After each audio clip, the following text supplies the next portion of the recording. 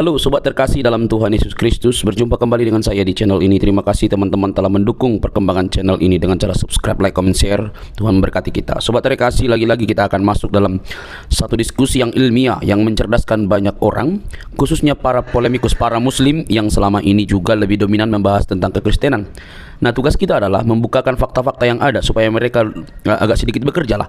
Tetapi alhasil teman-teman, mereka bukannya berbenah diri, tapi mereka malah mengamuk loh teman-teman. Nah, mari kita lihat dulu video berikut ini ya teman-teman. Jangan skip, dengar teliti, pasang telinga yang baik-baik. Jangan marah-marah, jangan lapor-melapor, geruduk seruduk segala macam itu. Karena orang yang mau cerdas, dia pasti menahan diri dan juga mau belajar dengan fakta-fakta yang dibukakan oleh orang lain. Ini dia videonya teman-teman. Karena ketika Bang Edi bertanya kepada kebanyakan orang muslim, mereka kan cenderung awam gitu loh. Tapi lawan debat saya bukan orang-orang awam. Silsilahnya. Lawan debat saya itu bukan orang-orang awam, bahkan mereka seorang pendebat seperti Yusuf PI. Iya, Yusuf PI mengatakan Muhammad itu roh. Kemudian Rashid, kemudian siapa lagi? Rifa. Kemudian ketuanya APII.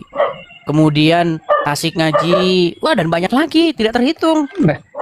Saya kira kalau misalkan Uni Rifa, terus Yusuf PI, terus Bang Nandar itu misalnya, saya rasa mereka kualitasnya sudah beda. Dan mungkin jawaban mereka kata ini namanya mengingkari kenyataan. Bukan, sebentar dulu. Saya rasa jawaban mereka tidak mungkin mengatakan Nabi Muhammad itu Rob terus disematkan kepada seluruh umat muslim. Tidak mungkin karena saya tahu kualitas ilmu mereka gitu loh. Oke, jadi memang gitu. Artinya Rob itu apa memang? Bisa Tuhan. Jadi bisa Muhammad Tuhan. Bukan Tuhannya orang muslim. Bukan Tuhannya, tapi dia Tuhan ada Tuhan atau pemimpin dalam keluarganya. Jadi bukan pemimpin umat muslim. Gitu. Hah? Jadi Muhammad bukan pemimpin umat muslim. Bukan Tuhannya, bukan Robnya, bukan Tuhannya umat muslim. Nah, ini ada saklarnya memang kan. Jadi ada saklarnya teman-teman Muhammad ini teman-teman. Sebentar dia Rob, sebentar bukan. bukan begitu. Tapi itulah intinya. Maksud saya begini, Bang. Jadi kita itu pertama harus mengerti maksudnya Yesus itu Tuhan itu apa, begitu. Maksudnya Bapa di surga itu Tuhan itu apa, begitu. Kalau karena begini, Bang, sebenarnya di dalam Bible, di dalam Al-Qur'an, kata Tuhan itu nggak pernah ada. Setuju nggak? Tiada Tuhan selain Allah. Nah, kan nggak nyambung memang kita. Nah iya. Ya, jadi gini Bang, sebenarnya kita ini nggak nyambung saja gitu. Kalau kita nyambung, ya diskusi kita sudah selesai. Tapi inilah tantangannya begitu. Jadi coba lebih dijabarkan lebih rinci, coba. Gini Bang, Al-Quran itu kan bahasa Arab. Ya. Ada nggak kata Tuhan di situ? Di dalam Al-Quran. Di dalam majalah Bobo. Iya, saya memastikan dulu begitu. Al-Quran itu kan tulisannya itu huruf hijaiyah, bukan tulisan Latin ABCD, betul? Iya, betul. Nah, ada nggak di situ huruf Tuhan itu? Nggak ada. Nah, di dalam Bible, nggak ada. Bible itu juga hurufnya bukan ABCD, hurufnya huruf Ibrani sama huruf Yunani. Di situ juga nggak pernah ada kata Tuhan. Tapi kalau di Bible kan banyak terjemahan sudah yang ditulis di Bible. Iya, makanya Bang, kalau kita belajar terjemahan, di dalam Al-Quran juga terjemahan, kata Tuhan itu apa dulu? Kan ini udah sering saya bahas Bang, udah sampai bosen Bang orang bahas ini Bang, bosan. Belum pernah dengar, saya belum pernah dengar, belum.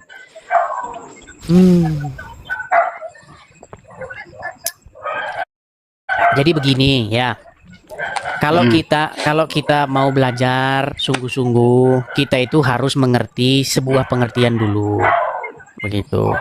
Di dalam Al-Qur'an, makasih GT, makasih. Di dalam Al-Qur'an, ya, Bang Amir. Itu berisik sekali, banyak anjing ini. Jangan banyak orang mengira Anda Kristen ini. Bukan, saya Islam. Coba kami pengen dengar dulu coba Anda membacakan doa-doa sholat coba. Nggak usah baca surat Ar-Rahman sekalian yang panjang. Silakan. Saya bacakan surat Ar-Rahman, silakan. Bismillahirrahmanirrahim. Ar-Rahman 'allamal Qur'an khalaqal insan 'allamahul bayan asy-syamsu wal qamaru bihusban Stop. wan najmu Oke, wasyajaru udah pasti Muslim. yasjudan. Ya. Stop. Yang bagian terakhir tadi apa? Yang barusan Anda baca barusan terakhir, bagian terakhir. Lupa sudah. Lupa. Ketika berurutan tadi terakhir lupa. Ketika di stop lupa. Artinya? Lupa. Artinya? Hah? Artinya? Artinya? Nggak tahu. Saya tidak menghafal artinya, tidak menghafal artinya. Bukan tidak menghafal, artinya apa? Belum saya Tidak belajar, belum, tahu. tidak semuanya, tidak semua. Wal Qur'an halamal insan halamal bayan. Tapi minimal hafal dulu. Gitu. Yang artinya, Kok malah ngolok? lu kan memang tidak tahu Sekarang artinya kan? gini. Betul. Tapi bukan cuma sekedar saya. Sekarang pun saya misalkan tanya ke Bang Edis. Misalkan saya tanya, apakah orang Kristen, katanya Bang Edis tahu bahwa Alkitab atau Bible itu bahasanya apa? Ibrani ya? Ada 3 bahasa di dalam Bible itu. Bahasa Ibrani, bahasa Aram, dan juga bahasa Yunani. Anggaplah ketiganya itu. Apakah orang kebanyakan Indonesia ini, yang orang Kristen, bisa membaca itu atau menghafal itu? Saya rasa Kan? Berat kan? Memang berat. mayoritas kita ini. tidak. Mayoritas tidak, saya rasa orang Kristen itu, iya. Bang Amir, yang kita Ya. permasalahkan itu bukan kemampuan membaca huruf Arab dan huruf Ibrani. Nah, terus Ya Tuhan. terus artinya gitu. Yang kita bahas itu adalah, Anda tadi kan mengucapkan bahasa Arab. Ya. Coba ulangi. Ar-Rahman, Ar-Insan. Ya. Nah, coba. Saya harus buka kitab dulu kalau baca artinya. Iya, tetapi Anda tidak mengerti artinya kan? Belum mengerti. Iya, artinya ketika umat muslim membaca Al-Quran, mereka tidak tahu apa yang dibacanya. Mereka hanya mengucapkan huruf-huruf Arab. Kemudian Anda berkata, emangnya orang Kristen bisa baca Ibrani? Loh, memangnya kita lagi challenge membaca huruf Ibrani atau huruf Arab? Bukan itu. Challenge-nya adalah apakah Anda mengerti apa yang Anda baca. Itu loh. Saya paham, itu intinya. Terusan Intinya kita diskusinya itu nggak pernah nyambung kalau begini caranya. Bukan Oke, kembali ke begitu. tema awal tadi. Kembali ke tema awal tadi. Oke, gimana? Kan umat muslim itu kan sering bingung begini. Yesus kan Tuhan, ya. Bapa di sorga kan Tuhan, ya. Loh, kok Tuhan kok Ya. berdoa kepada Tuhan? Nah, kan lucu. Berarti Yesus bukan Tuhan, kan gitu. Oh iya, utusan.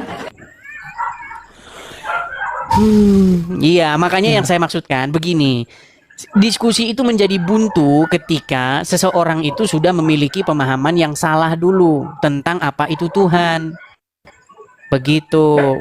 Emangnya kata Tuhan itu di dalam Al-Quran itu apa sih? Kata Tuhan di dalam Al-Quran itu apa emangnya?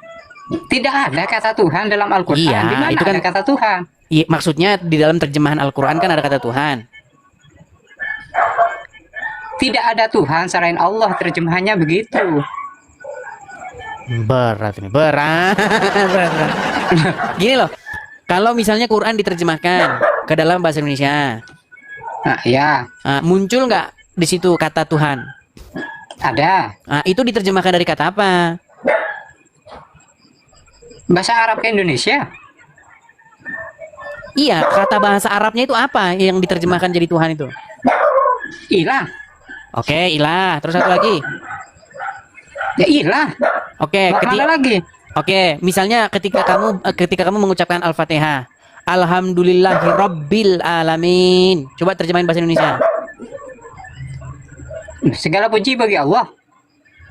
Segala puji bagi Tuhan semesta alam. Kok bagi Allah sih? Loh. Jadi, Oke, Bang Edis, jangan suka Hirobbil alamin itu bahasa memframing Indonesianya gitu. apa? Hirobbil alamin bahasa Indonesianya apa? Alhamdulillahirabbil alamin. Itu. Oke, Robbil alamin itu kalau diterjemahkan dalam bahasa Indonesia apa? Rabbil alamin, Allah penguasa isi dunia ini. Rob itu kan Allah. Bukan, maksud saya bahasa Indonesianya. Oke lah, mungkin saya ganti dulu ya. Soalnya nggak nyambung bang. Kita kalau ngobrol nggak nyambung tuh ya pusing bang. Gitu Ya ya. sudah, oke. Oke, baik. Selamat malam. Bang Edi kabur. Kok kabur? Masalahnya teman-teman, tema ini kan sudah basi. Tapi begitu saya bilang teman-teman, yang dipermasalahkan Islam itu dari zaman dulu sampai zaman sekarang ya cuman itu saja. Cuman itu. Tuhan kok berdoa kepada Tuhan. Tuhan kok nyusu.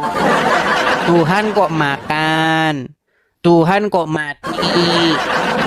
Yang dibahas orang Islam cuman itu kok. Iya, cuman itu. Tidak ada yang lain daripada situ. Kalau ngomong sama orang Islam yang rumit-rumit, mereka tidak akan nyambung. Tidak akan nyambung. Saya sudah pengalaman teman-teman. Mereka ini adalah orang-orang yang berpikir sangat-sangat sederhana. Seperti itu. Bagaimana Tuhan kok makan? Tuhan kok manusia? Cuman itu aja. Seperti itu teman-teman. Ayo silakan. Kalau bahas yang kayak begitu mereka senang begitu. Oke, kita kasih naik ada sebentar ya. Ansor. Oke, kita kasih naik ada Ansor F24. Iya, selamat malam Ansor. Iya, selamat malam. Ya, Abang Ansor Muslim ya, Bang? Ya. Ya, silakan. Nyalakan kamera Anda, mari kita berdiskusi.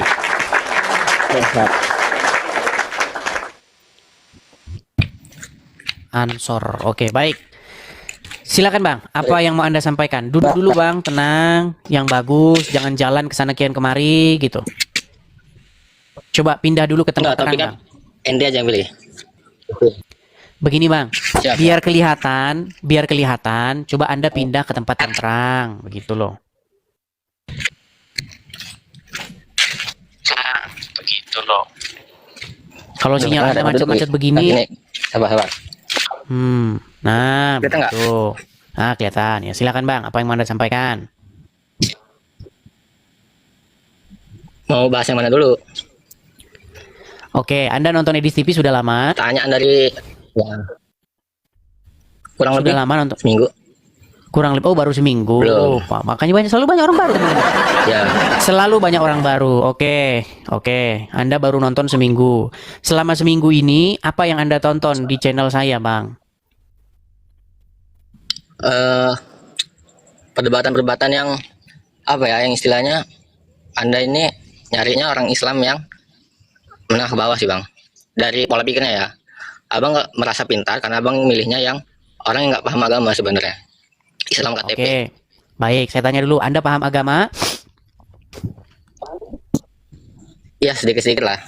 Oke. Maksudnya saya Anda... bukan apa ya, tapi ada kefahaman sedikit lah. Karena dari beberapa orang yang abang undang ini, orang yang memang nggak punya ilmu ataupun ilmu ya. Oke, Bang, jangan diulang lagi, Bang. Saya udah paham gitu itu. lah. Saya sudah paham, jangan diulang lagi. Oke, artinya saya ingin tanya dulu. Apakah Anda tidak seperti orang-orang yang lain yang kemarin dan Anda lebih mengerti agama? Insya Allah ya. Oke, baik. Menurut topik-topik sebelumnya ya. Oke, baik. Topik sebelumnya apa yang ingin Anda luruskan? Yang kemarin atau lusa itu, aduh lupa lagi saya. Lupa saya, Bang. Isinya Soalnya apa? di yang live yang sama orang malam-malam di jalan itu lupa saya topiknya. Allah. Abang aja yang nentuin topik dah. Anda mengingat Abang aja sesuatu nentuin saja topik. sudah tidak bisa. Enggak, mau lanjutin tadi. Bang, Anda mengingat Yang sesuatu namanya- saja tidak bisa. Lalu Anda mengatakan, mengkritik yang kemarin-kemarin itu orang awam. Ini bagaimana kayak begini kita berdiskusi? Apa sih ingat hal sepele yang sekedar live itu, Bang? Gimana? Apa mau lanjut yang topik tadi yang tentang Oke, baik. Sekarang saya tanya kepada Anda. Ya. Kata Oke. Tuhan yang ada di dalam terjemahan Al-Quran itu diambil dari kata berbahasa Arab apa? Rob. Rob. Oke. Robbi. Oke. Ya. Oke, Robbi. Kata Rob itu bisa nggak ditujukan kepada manusia? Nggak bisa jelas. Ini kamu kayak begini mau bilang yang kemarin-kemarin orang Islam awam. Enggak, lah. Itu kan Tuhan. Tuhan jelas nggak bisa disandingkan dengan manusia. Oke. Karena bukan kastanya. Baik. Yusuf. Oke. Bahkan manusia disandingkan dengan malaikat saja masih belum pantas, Bang. Oke, baik. Pertanyaan saya, oke, sedikit itu statementmu. Manusia disandingkan dengan malaikat belum pantas. Menurut Al-Qur'an lebih tinggi malaikat atau manusia? Malaikat. Kenapa malaikat Secara disuruh iman. Kenapa malaikat Secara disuruh iman. sujud kepada manusia? Karena malaikat tidak boleh sombong pada zaman itu. Malaikat merasa paling benar. Karena saat itu kan Nabi Adam itu diciptakan dengan tanah, sedangkan malaikat diciptakan dengan cahaya. Kenapa malaikat disuruh sujud kepada manusia? Itu bentuk hormatnya kepada Allah, Bang. Bukan kepada Adam sebenarnya, hormatnya kepada Allah. Oke lah, baiklah, nanti debat kusir di situ. Gini, kembali ke tema awal tadi. Ya. Oke, Yusuf di dalam Al-Quran itu seorang nabi nggak? Ya, Oke, dia menyebut kata Robbi nggak kepada manusia? enggak. Oke, ada Al-Quran nggak di situ? Di rumah ada. Oke, di dalam kamu tahu nggak bunyi isi Quran surat Yusuf ayat 23? Apa mau ambil Quran? Oh, silakan. Sebentar.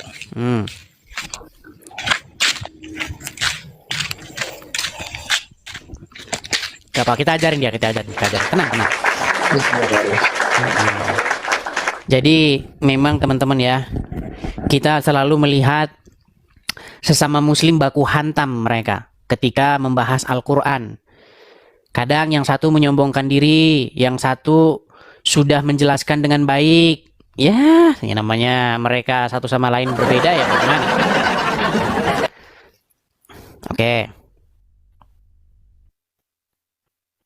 Oke, silakan Bang, surat Yusuf, surat yang ke-12, ayat yang ke-23.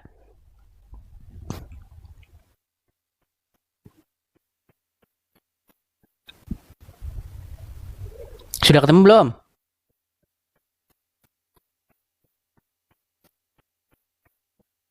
Sudah ketemu? Halo? Tiba-tiba langsung, Bang, jangan dibisukan, Bang. Coba, ayo, silakan. Coba dibaca surat Yusuf ayat 23. Dibaca terjemahannya dulu. Terjemahannya dulu, Bang, terjemahannya. Oh, pakai Quran terjemah. Ya, belum saya terjemah soalnya yang ini. Yang bawahnya udah. Ini manual terjemahnya. Oh, terjemahannya manual. Coba baca terjemahannya. Belum diisi, Bang. Mau pakai yang terjemah yang biasa. Sebentar. Ya, silakan. Soalnya kalau yang ini belum saya isi. Iya, pantesan Anda masih Islam.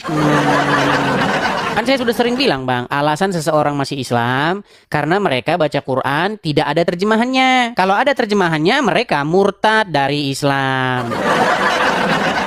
Makanya terjemahannya dibuang. Gimana? Ya kan? Kita sabar teman-teman ya, menanti-nanti mengajari orang-orang Islam.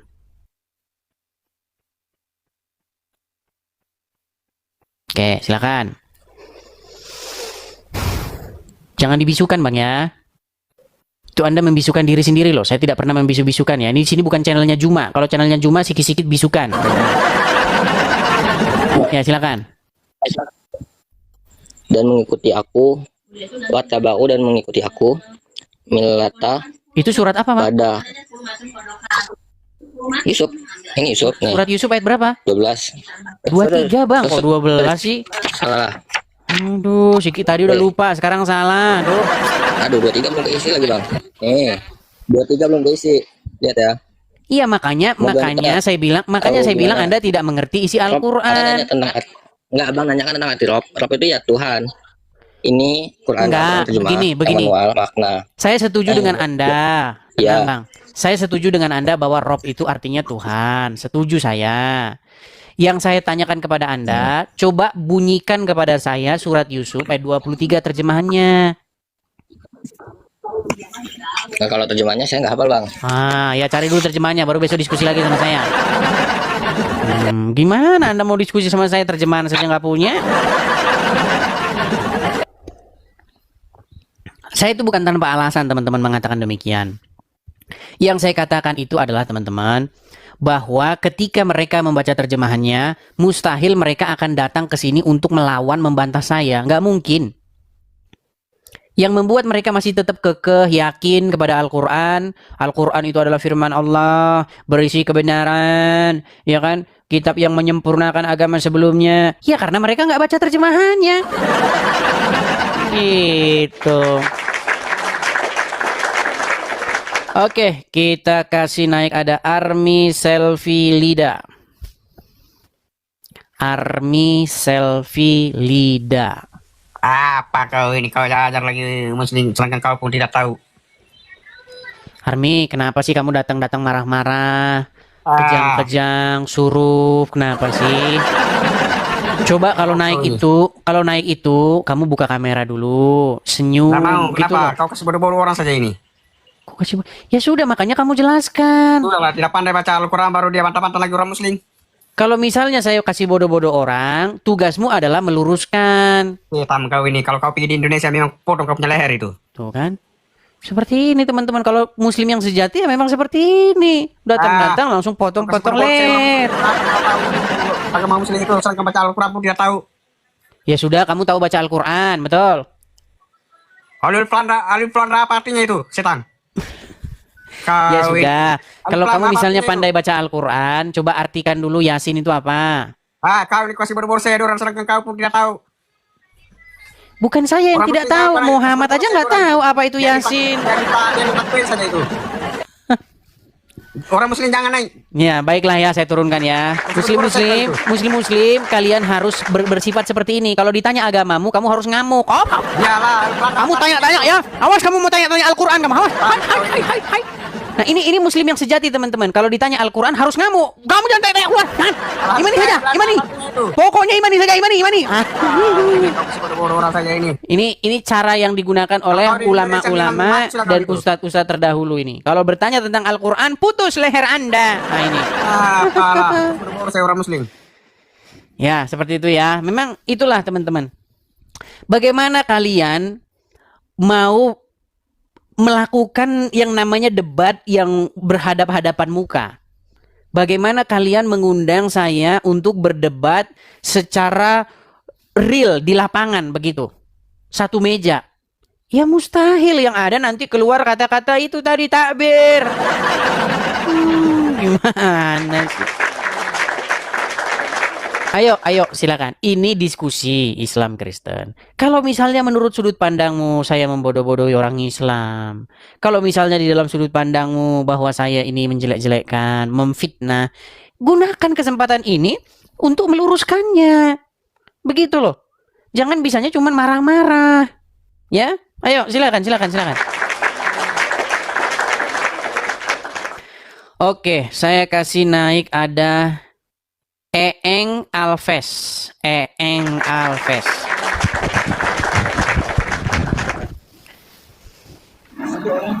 Terima kasih. Iya, Eeng Alves Muslim atau Kristen? Islam. Oke, silakan Bang, nyalakan kamera. Itu ada suara apa itu Bang? Lo jelek deh sih ya. Hitam. Bener asli lo. Iya, coba silakan nyalakan kamera dulu, silakan. Sebentar, itu suara berisik-berisik apa itu? Biasa lagi nonton bola. Coba silakan nyalakan kamera dulu. Adakah kipas di situ? Karena suaramu itu seperti berisik sekali, begitu. Silakan. Banyak kipas. Belum pulang kampung, Des. Des. Baik. Saya punya hadiah sama kamu. Hadiahnya sama kamu ini. Heshi! Itu hadiahnya sama kamu. Ayo, silakan. Jadi yang mau saya sampaikan begini. Ini kan ada yang nonton nih 9.200 orang. Kita baru memulai acara kurang lebih ya sekitar 30 menit kita baru memulai acara. Nah, teman-teman sekalian, yang ingin saya sampaikan tuh begini. Kalian kan sering mengatakan bahwa Edis itu kalau ngomong tanpa dalil. Edis itu kalau ngomong memfitnah. Edis itu kalau ngomong menghujat. Edis itu membodoh-bodohi orang Islam. Luruskan, jangan kamu bisa naiknya cuman kapan kamu pulang. Kalau kamu dengan datang ke sini hanya mengatakan kebun-kebun binatang, marah-marah, terus poinnya itu apa? Yang mana yang kamu luruskan? Gimana? Tapi kita masih bersabar teman-teman ya. Kita masih berharap masih ada orang-orang Islam tuh yang waras sedikit. Ya walaupun ya langka. Oke, ada Diana. Diana, selamat malam. Selamat malam. Kameranya mana? Saya undang dari sini ya. Coba bisa nggak kalau teman-teman kalau mau naik itu jangan punya suara background yang berisik. Diana, saya tanya dulu umur Ya, berapa shalom. Diana? Shalom, umur berapa Diana? 30. 30 tapi kok baby face ya? Oh, Oke. Oke, thank you. Bang Oke. Edis. Umur 30 tapi seperti umur 13 tahun. Iya, Diana, ini Kristen. Aduh, macet-macet dia. Oke, coba nanti kalau naik perbaiki dulu sinyalnya ya. Mohon maaf, saya turunkan Diana, saya turunkan ya. Seperti lagunya Kus Plus itu. Di ujung tinggi ku temui gadis cantik putri paman petani, cantik menarik menawan hati, Diana namanya manja sekali. Diana, Diana kekasihku, bilang pada orang tuamu. Gitu ya, oke silakan lanjut. Teman-teman kalau mau naik pastikan sinyalnya bagus, biar kalau kita ngobrol tuh nggak terjedat ya, nggak salah paham satu sama lain nanti kalau sinyalnya macet-macet gitu ya. Ayo silakan. Yang muslim ajukan permintaan naik, kemudian kita ngobrol begitu. Kita kasih naik ada Maya Avila. Maya Avila, selamat malam. Oke, terpental. Kita kasih naik ada Pak Desrianto.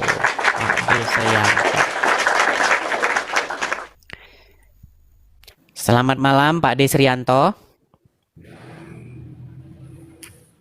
Halo Pak Desrianto. Kabur lagi. Iya, banyak yang kabur teman-teman.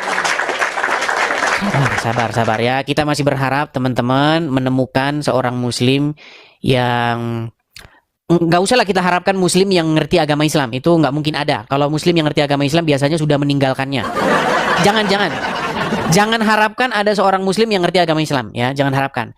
Marilah kita harapkan muslim yang punya punya logika berpikir, muslim yang open minded ya, pikirannya terbuka, dan juga muslim yang memiliki adab atau bisa mengendalikan emosinya. Itu aja yang kita harapkan ya. Mari silakan. Terima kasih. Kita kasih naik ada Gabil Zetiawan.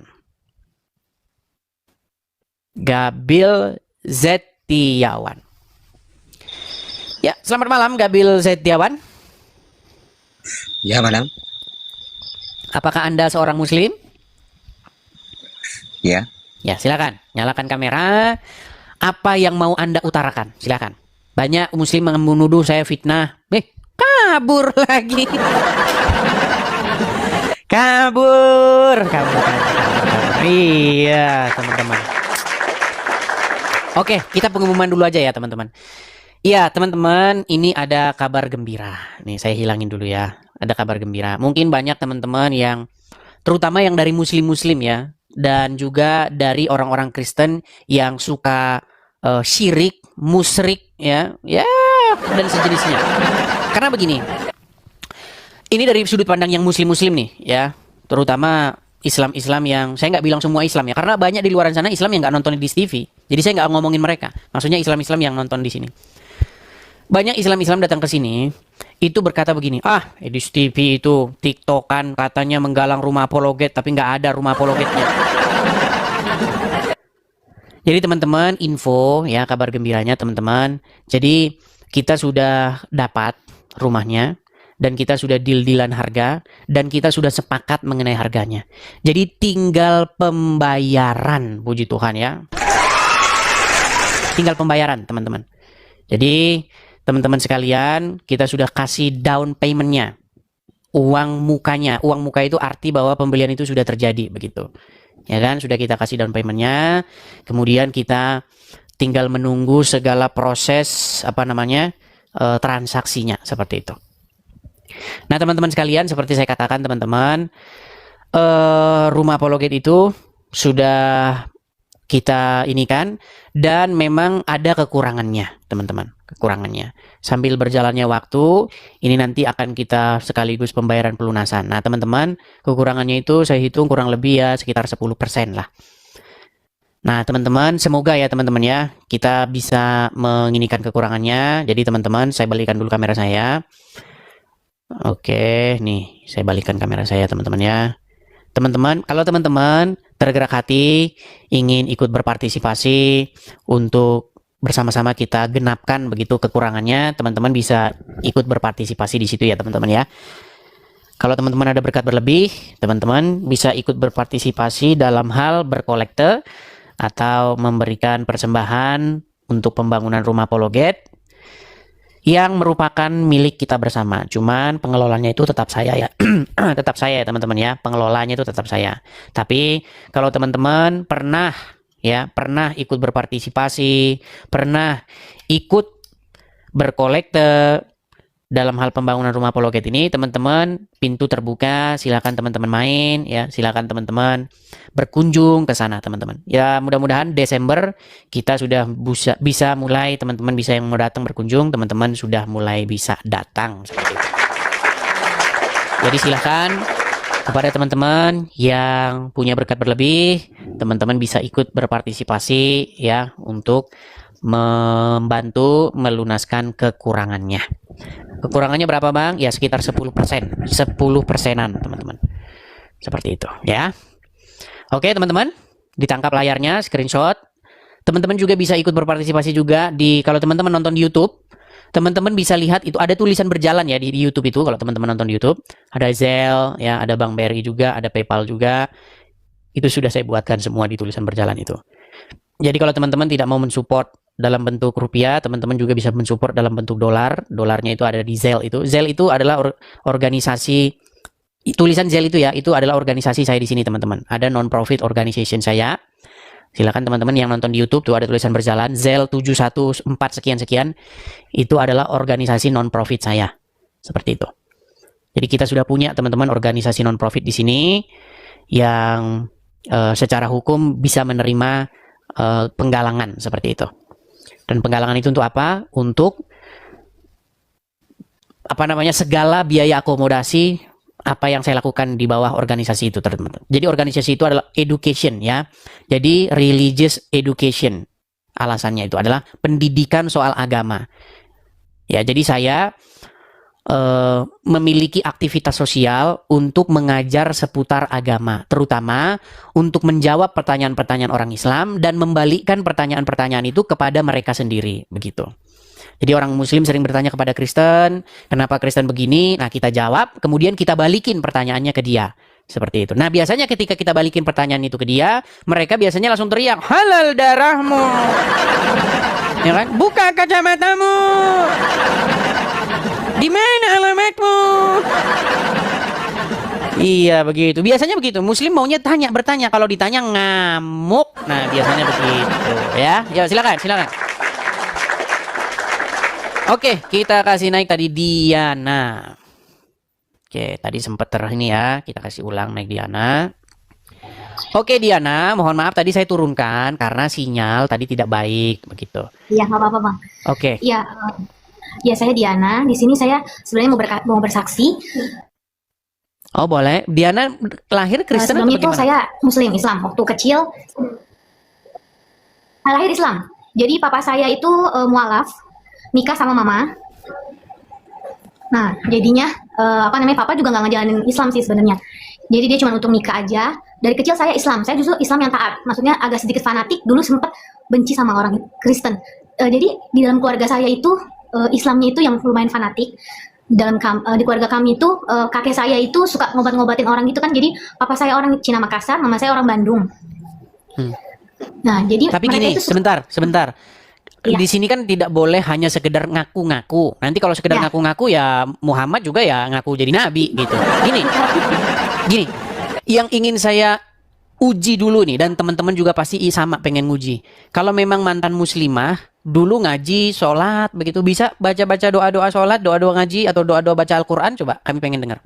Surat Al-Kautsar aja ya. Silakan. A'udzubillahi minasyaitonirrajim. Bismillahirrahmanirrahim. Inna a'tainakal kautsar fasholli lirabbika wanhar. Inna syani'aka huwal abtar. Sah, ini udah pasti muslimah. Dari cara dari ngomongnya itu udah sangat ini biasa ngaji. Ya, silakan. Lanjut. Iya. Jadi saya itu dari kecil memang ngaji itu sampai 22 kali tamat Al-Quran, tapi saya nggak tahu artinya. Jadi di keluarga saya harus ngaji, harus setiap hari itu harus ngaji.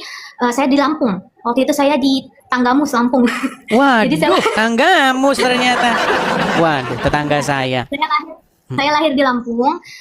Jadi mama saya itu udah migrasi dari Bandung ke Lampung, udah punya perkebunan di sana. Saya nggak pernah merasa kalau saya itu akan Kristen gitu. Jadi dari kecil saya Islam yang taat. Malah saya benci banget sama orang Kristen. Gak tau kenapa dalam keluarga saya didoktrin kalau Kristen itu kafir. Jadi benci sama orang Kristen. Kayak nggak suka gitu. Padahal keluarga papa saya itu Kristen. Jadi saya juga orangnya juga sama fanatik. Jadi saya pikir, iya saya nggak suka sama orang Kristen. Tapi ternyata waktunya Tuhan, dan Tuhan itu memang punya rencana gitu kan. Jadi setelah lulus SD, saya diajak papa saya untuk ke Jakarta. Nah, saya melanjutkan sekolah, saya tinggal dengan tante saya. Tapi saya nggak mau diajak untuk ke gereja, untuk jadi Kristen. Saya nggak mau. Saya bilang saya itu orang Muslim. Saya bilang saya Muslim. Saya nggak suka karena saya nggak suka sama Kristen. Saya benar-benar fanatik. Saya sekolah tetap Islam. Saya pakai kerudung pakai jilbab hari Jumat itu saya harus pakai. Udah gitu nilai agama saya 9, 10, semua Yasin. Jadi saya udah hafal waktu itu kan. Pokoknya saya udah benar-benar Islam yang taat. Tapi Tuhan punya rencana. Tiba-tiba ada acara SPK. Saya pengikut Kristus. Itu ada 3 hari acara Champion Gathering. Jadi ada satu kakak-kakak pembinanya itu terbeban untuk saya ikut. Di situ saya bilang, dia sampai biayain saya karena saya masih anak-anak, masih umur 12 tahun saat itu. Dia bilang, kamu aja yang ikut, saya biayain kamu untuk pergi. Saya bilang, aduh gak usah kak, saya bilang gitu. Tapi akhirnya saya pergi. Di saat pergi ada acara baptisan Roh Kudus. Nah, saya kan nggak bisa berdoa, saya nggak bisa menyebut nama Yesus, itu sangat-sangat susah di mulut saya. Saat ada baptisan Roh Kudus, tiba-tiba Roh Kudus bilang, katanya kamu maju aja ke depan, ada artalkul gitu, maju ke depan didoakan. Saya maju, saat saya maju saya nangis, dan saya bilang, saya nggak bisa untuk menyebut nama Yesus. Tiba-tiba pembinanya doain bilang gini, sebut aja nama Yesus. Akhirnya saya bilang, gak bisa, saya bilang sudah nangis. Sebut aja nama Yesus. Saat saya bilang Yesus, saat saya menyebut nama Yesus itu hati saya damai. Saya rasa damai sejahtera itu dalam hati saya, masuk ke dalam hati saya. Saya bilang, Tuhan, setelah doa itu selesai, saya itu Muslim Tuhan. Gimana saya untuk kasih tahu ke dunia, maksudnya kasih tahu ke orang-orang kalau saya itu Kristen. Saya nggak mau punya 2 agama. Saya bilang, saya mau kalau misalnya Tuhan memang engkau adalah, saya sampai tantangin Tuhan. Saya bilang, kalau engkau adalah Tuhan, Tuhan tahu nyatakan Tuhan. Tuhan kasih saya kemampuan untuk bilang sama guru-guru saya, sama semua orang di dimanapun saya berada. Saya bilang kalau saya itu Kristen. Saya sudah menerima Tuhan sebagai Tuhan dan Juru Selamat saya. Itu di umur 12 tahun itu. Akhirnya benar, saya waktu hari Jumat kan harusnya pakai jilbab. Saya bilang ke guru BP, Pak maaf ya Pak, hari ini saya mau ganti di rapot saya Kristen. Semua guru panggil saya, ada 10 guru, dan salah satu gurunya guru PKN, dia bilang saya udah baca 5 kitab, dia bilang gitu, dan gak ada yang benar, semuanya Al-Quran paling benar, dia bilang gitu. Pokoknya dia gini, dia tanya, kamu tahu gak Allah Tritunggal itu apa? Dan itu saya itu dengan polosnya saya jawab, itu hikmat dari Tuhan. Saya bilang, kenapa kamu pindah ke Itu umur 12 tahun? Iya, 12 tahun. Terus akhirnya saya jelasin, Pak, saya memang belum lama jadi Kristen, tapi saya ngerti, nggak tahu Tuhan kasih tahu saya saat semut itu terjepit. Saya bilang gitu, dia kalau saya manusia, saya mau tolong semut itu nanti dia mati saat saya cabut kan, saya bilang gitu. Tapi untuk saya yang bisa nolong semut itu, saya harus jadi semut. Nah seperti itu pun Tuhan itu dia Tuhan Allah, tapi dia harus jadi seperti manusia supaya dia bisa menembus dosa-dosa manusia dan dia tolong manusia itu. Saya bilang gitu kan. Terus akhirnya, wah kamu sudah lama jadi Kristen ya, dia bilang gitu. Kamu akhirnya nilai agama saya jadi 7. Udah gitu saya dibenci satu sekolah, tapi setiap hari Kamis itu ada pelajaran agama. Kita sebentar. Tapi itu sekolah negeri atau sekolah Islam? Sekolah swasta tapi Islam. Oh, oke. Iya, jadi guru-guru semuanya pada nggak suka sama saya, tapi yang agama Kristen kita semuanya kayak disingkirkan gitu, nggak ada pelajarannya, udah gitu kita nggak dianggap. Tapi saat ada pelajaran agama Islam yang harus mereka kumpul, kita bikin grup gitu, saya untuk angkat perjamuan, kita sama-sama berdoa. Kita bilang walaupun kita bukan mayoritas di sekolah ini, tapi kita harus percaya, kita harus berdoa untuk orang-orang yang lain. Akhirnya kita sama-sama berdoa, dan puji Tuhan semenjak saat itu saya memberitahukan iman saya. Tuhan, saya walaupun orang tua saya, mama saya sendiri sampai saat ini, kemarin itu mama saya itu sangat benci sama saya. Dia bilang katanya di keluarga kita nggak ada katanya yang Kristen, dia bilang gitu kan. Kamu jangan, pokoknya dia selalu menghujat, kayak dia bilang katanya kamu jangan nggak usah jadi anak mama lagi, kamu tuh katanya bikin malu begini. Saat saya baca Alkitab saya dikata-katain apa tuh Yesus gini. Tapi kemarin Bang Edi, puji Tuhan, Tuhan suruh saya untuk puasa 30 hari. saat saya puasa, mama saya sakit. Tiba-tiba dia telepon saya, mama lagi sakit, tiba-tiba ada bengkak begini. Terus akhirnya bisa nggak saya video call lagi gitu kan. Waktu video call saya bilang, mama boleh nggak Ayah doain tapi dalam nama Tuhan Yesus. Terus akhirnya dia kaget, matanya udah melalak, terus kaget, hah emang boleh ya doa kayak gitu? Tapi kan kita beda, nggak apa-apa, tapi mama harus percaya ya, mama sembuh. Mama taruh tangannya di tempat yang sakit, ayo kita berdoa. Akhirnya mamanya, oh yaudah deh nggak apa-apa. Akhirnya kita berdoa sama-sama, dan puji Tuhan, saat berdoa saya merasa damai. Tuhan, aku tahu Tuhan, seluruh keluargaku akan diselamatkan. Satu orang bertobat, seluruh akan diselamatkan, janji firman Tuhan. Dan aku percaya, walaupun memang saat ini keluarga dari mama saya belum diselamatkan, tapi saya percaya suatu saat kita semua akan percaya Tuhan. Dan saat didoakan itu, mama saya sudah amin, mama saya ikutin tapi ngeliatin buka mata. Dia bilang, setelah itu dia telepon lagi. Setelah itu dia bilang, oh mama udah sembuh, udah enakan, bener kamu ya, gini, jangan lupa berdoa terus buat mama ya. Dia bilang gitu.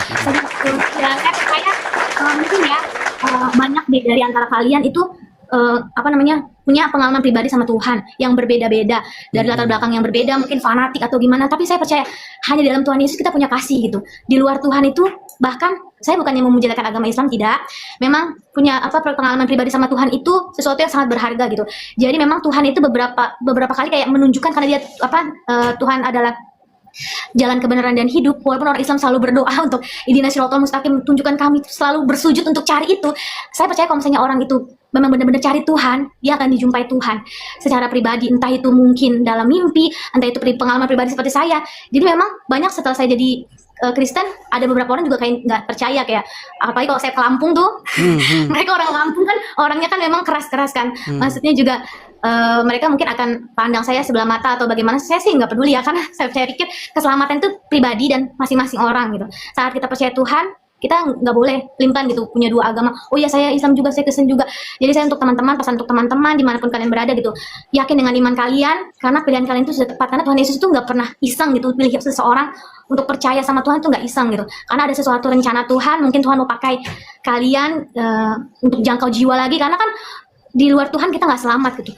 Karena memang di dalam Tuhan Yesus itulah jalan kebenaran hidup. Dan yang bikin satu lagi Bang Edis, yang bikin saya juga makin yakin kalau misalnya Tuhan itu bukan agama yang untuk kita jadi bisa ke surga gitu, karena memang Tuhan sendiri yang nyatain diri untuk kita ke sana. Jadi salah satu guru saya bilang begini, kamu yakin kamu Kristen? Saya bilang, iya saya yakin Pak, karena itu memang Tuhan jumpai saya secara pribadi. Dia kasih kekuatan saat saya nggak bisa berdoa, dia yang pimpin saya untuk berdoa. Tapi tiba-tiba Tuhan yang ubahkan hidup saya. Dulu saya benci sama orang Kristen Pak, saya pengen jadi teroris malah Pak, saya pengen bunuh orang Kristen, padahal saya nggak pernah orang Kristen nggak ada masalah sama saya gitu kan. Tapi kayaknya iya orang Kristen kasihan darahnya. Tapi waktu selama kamu jadi Islam, kamu ngerasain kebencian terhadap agama Kristen gitu ya? Benar. Ya, memang bencinya itu Islam yang sejati seperti itu memang. Lalu guru saya bilang gini Bang Edis, dia bilang kayak gini, tapi kamu menikah cuma satu kali loh seumur hidup, gitu. Saya bilang, oh iya Pak, kita nggak suka menikah banyak-banyak. Untuk apa menikah banyak-banyak? Cuman katanya bapak gurunya, saya nggak bisa kayak gitu. Dia bilang gitu kan, kamu nanti menikah nggak boleh cerai, satu seumur hidup. Kamu mau kayak gitu? Dia bilang, oh bapak mau nikah berapa kali Pak? Saya bilang kayak gitu. Akhirnya dia malu, dan saya pikir memang kan terkadang kan orang untuk memikirkan tentang surga aja itu kudus ya. Tapi yang saya pikir itu bukan saya mau menjelekkan, tapi di saat surga itu tujuannya untuk bidadari atau sesuatu yang kalau di dalam Al-Qur'an gitu. Ya, kalau di dalam Al-Qur'an Allah itu memang menjanjikan kenikmatan seksual begitu. Bahkan janji Allah, hadiah yang akan diberikan oleh Allah kepada orang-orang bertakwa itu adalah gadis-gadis yang mohon maaf berpayudara besar.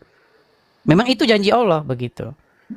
Dan memang muslim-muslim laki-lakinya ya mereka akan kegirangan gitu. Cuman yang sampai sekarang saya masih bertanya-tanya, terus kalau wanita dikasih wanita berpayudara besar ini buat apa gitu. Itu banyak begitu. Kemuliaan ya Bang Edi, sudah nggak ada pikiran-pikiran seperti itu, karena betul, kan kita memang Tuhan ada ya, maksudnya manusia roh bukan daging lagi, tapi pikirannya masih di daging, berarti di dunia. Makanya saya bilang surga sama dunia itu nggak jadi satu. Jadi kalau misalnya saat pengajarannya itu daging, itu saya pikir itu bukan dari Tuhan. Dan saya juga ngerasa, dan Bang Edi 2017 kemarin itu kaki saya patah di Lampung. Di Lampung itu Bang Edi tahu tanggamu itu susah rumah sakit kan. Jadi kaki saya patah, itu saya bernazar sama Tuhan. Saya nggak tahu itu ucapan dari mulut saya. Saat kaki saya patah, saya bilang, Tuhan kalau Engkau bikin kaki saya nggak sakit dan bisa jalan dan nggak cacat, Tuhan, saya bilang tuh, saya mau menginjil seperti Paulus. Itu pun saya pikir Paulus tuh hebat banget, karena saya memang suka kisah para rasul. Saya udah baca kitab udah mau 2 kali tamat, tapi saya ngerasa Tuhan bisa pakai orang yang dulu pembenci Tuhan bisa dipakai Tuhan jadi pemberita kabar baik gitu. Saat sekarang saya tertarik, maksudnya bukan tertarik, saya punya kerinduan untuk sekolah apologet. Cuman saya pikir untuk melihat debat-debat Bang Edi ini sangat memberkati, jadi menjadi motivasi dan jadi hati saya, Tuhan, kalau misalnya memang Tuhan mau pakai saya, hidup saya gitu, biarlah kemanapun saya berada, saya mau memberitakan kabar baik. Karena juga orang-orang di luar sana memang jiwa mereka jiwa yang terhilang gitu, supaya bisa percaya Tuhan Yesus. Cumannya masih bantu dalam doa Bang Edis. Amin, amin. Teman-teman juga akan mendoakan. Nah, ini ada satu statement menarik nih. Sekolah teologi jurusannya apologet. Nah, kayaknya di Indonesia memang belum ada itu. Sekolah teologi bagiannya jurusannya apologetika. Tapi kalau di sini di Amerika Serikat itu ada. Jadi sekolah teologi jurusannya apologetika. Nah, apologetika ini adalah bagaimana menjawab dan mengcounter pertanyaan-pertanyaan yang mencecar kekristenan. Baik itu dari pertanyaan, kalau di sini tuh pertanyaan itu lebih banyak dari orang-orang yang ateis, orang-orang yang tidak mempercayai Tuhan, seperti itu. Dan juga termasuk pertanyaan-pertanyaan dari Muslim, pertanyaan-pertanyaan dari Kristen sendiri, seperti itu, apologetika. Mungkin sekolah teologi sudah waktunya untuk membuka cabang ini, ya, membuka cabang jurusannya itu sekolah apologetika ini. Dan ini, cuman memang kalau di Indonesia ya, berapologet di Indonesia itu memang kita tidak bisa all out, kita tidak bisa betul-betul secara totalitas. Kenapa? Karena mungkin kita akan lebih banyak defend begitu ya, lebih banyak bersifat bertahan saja. Ada orang Muslim bertanya, kita jawab. Kalau tanya balik itu takutnya nanti penistaan agama gitu. Iya. Seperti itu. Ya puji Tuhan Bang Edis, dengan acara ini sangat memberkati. Mungkin terkadang agak sedikit terdengar frontal, tapi saya juga waktu dengar Bang Edis ternyata orang Lampung. Wah, maksudnya pernah di Lampung itu memang saya lahir besar di Lampung. Cuman saya sudah lama meninggalkan Lampung begitu.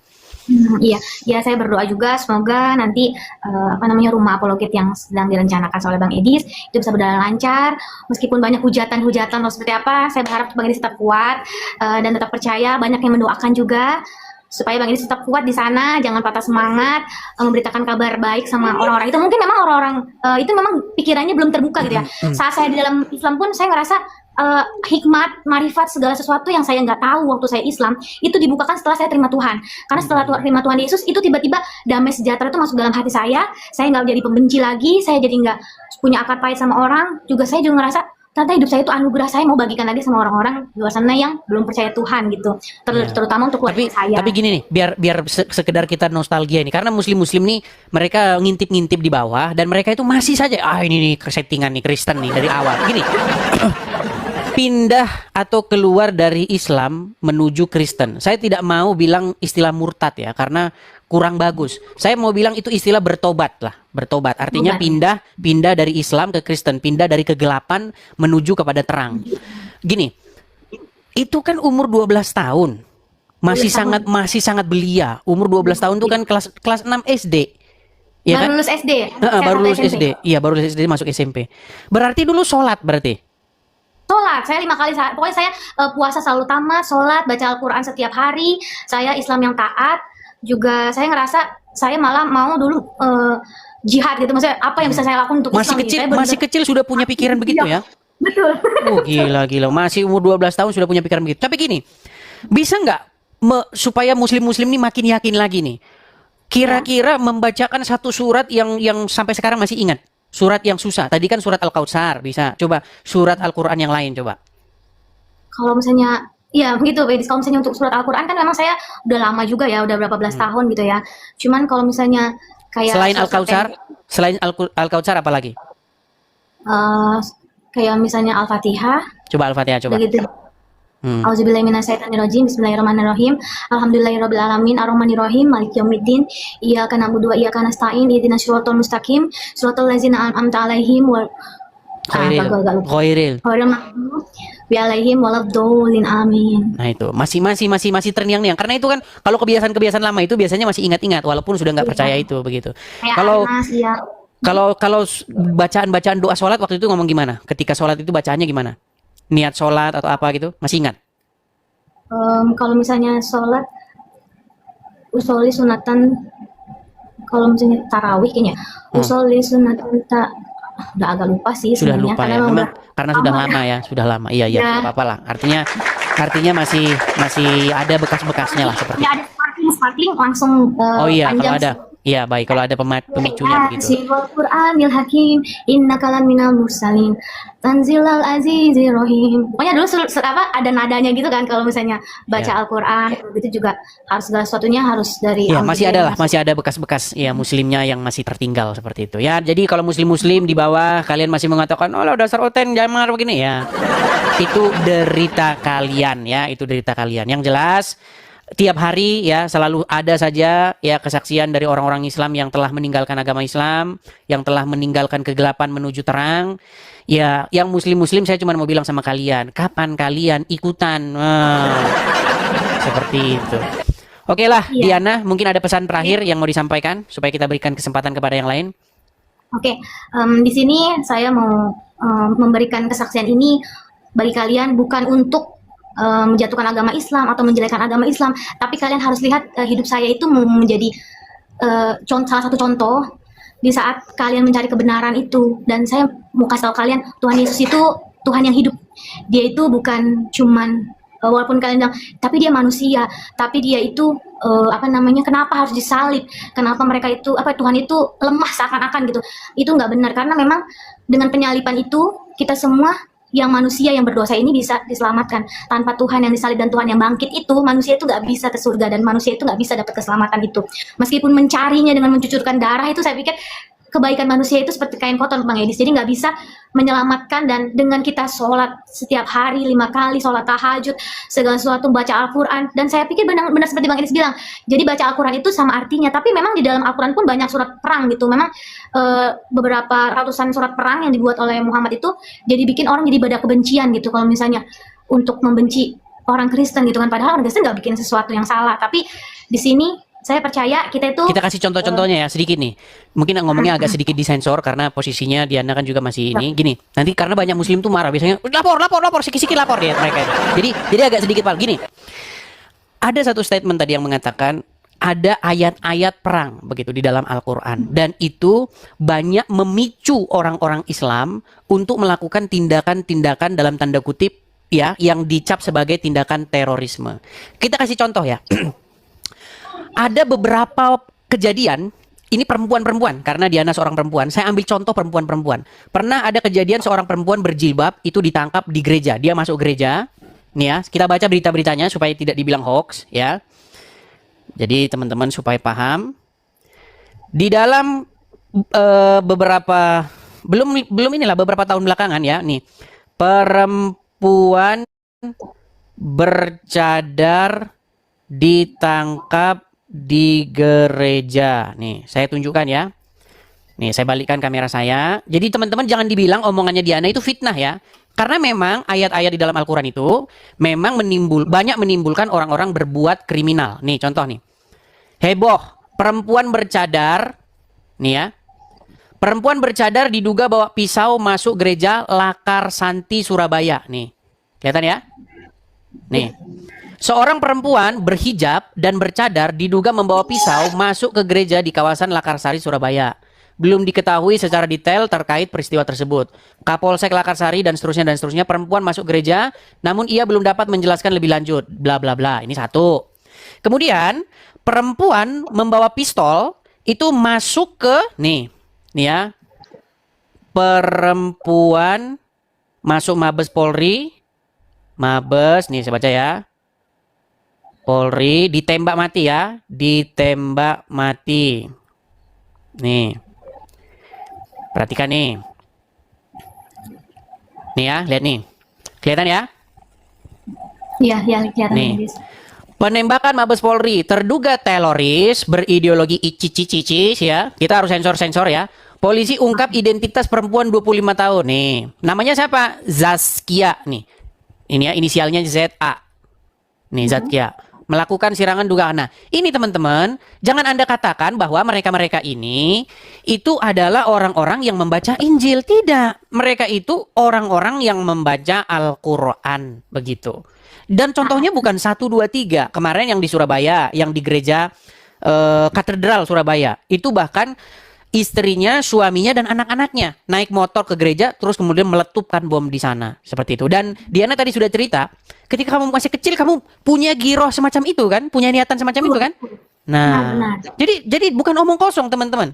Bahkan Permadi Arya itu pernah bilang, kalau ditanya apakah teroris itu beragama, iya kata Permadi, dan agamanya adalah Islam. Permadi Arya ya, yang ngomong Permadi Arya bukan saya. Seperti itu. Jadi teman-teman Muslim, jangan kalian itu mengatakan bahwa apa yang diucapkan oleh banyak orang tentang agama Islam itu hanya sekedar angin lalu begitu. Enggak, memang itu berangkat dari sebuah kejadian serangkaian peristiwa panjang yang membentuk satu kesimpulan seperti itu. Jadi selamat kepada Diana. Dulunya pengen menjadi pembunuh orang, dulunya pengen menjadi sekarang malah ingin menyelamatkan orang seperti itu. Ceritanya mirip-mirip ini. Cerita Diana ini mirip-mirip dengan Pak Saifuddin Ibrahim. Pak Saifuddin Ibrahim itu juga dia seorang Muslim ya. Dia seorang yang di pondok pesantren, bahkan dia itu guru ngaji, ya guru tafsir Quran, ya guru hadis di pondok pesantren Al Zaitun. Nah, bahkan saking bencinya dia terhadap agama Kristen, anak-anaknya itu sampai dikasih nama tokoh-tokoh yang nanti biar membinasakan Kristen. Itu yang diinginkan. Tapi memang akhirnya apa? Akhirnya dia sadar begitu. Kok jadi begini? Akhirnya dia tinggalkanlah Islam itu. Ya, semoga cerita Anda menginspirasi dari banyak orang ya, yang semoga mereka berpindah dari gelap menuju kepada terang. Oh ya, Mbak Edis, sebelumnya ditutup, Bang Edis tahu nggak arti muslimu? Itu kan katanya dari orang yang berserah diri kepada Isa Al-Masih. Jadi sebenarnya Islam, katanya bukan kepada Isa Al-Masih, berserah diri kepada Allah gitu. Allah ya. Tapi terkadang kalau misalnya terhadap Allah ya. Tapi kadang ada orang yang bilang katanya itu udah berserah diri pada Isa Al-Masih gitu kan. Makanya saya mau tanya sama Bang Edis. Begitu juga memang di ayat di Al-Quran juga ada bilang itu kotilu kan, harus membunuh gitu kan. Kalau Kotilu itu perangi, bunuh bisa. Iya, untuk orang yang nggak mengucapkan kalimat syahadat itu memang harus dipenggal kepalanya kalau misalnya dia nggak mau mengucapkan itu. Kalau di dalam hadis Muhammad berkata, aku ini diutus untuk memerangi manusia sampai mereka mengucapkan tadi itu tidak ada Tuhan selain Allah. Kalau mereka mengucapkan itu, maka mereka itu telah menghalangi Muhammad untuk menumpahkan darah mereka dan mengambil harta mereka. Nih ya, saya bacakan ya. Supaya tidak dibilang fitnah lagi. Karena banyak orang mengatakan fitnah begitu ya. Nih, saya tunjukkan hadisnya ya. Jadi teman-teman Muslim harus tahu ya bahwa yang dikatakan oleh Diana itu benar. Nih, hadisnya ini jelas. Ini Arabnya ya, ini bukan karang-karangan. Nah, Muhammad berkata begini. Rasulullah SAW bersabda, saya diperintahkan untuk memerangi manusia hingga mereka mengucapkan la ilaha illallah. Betul?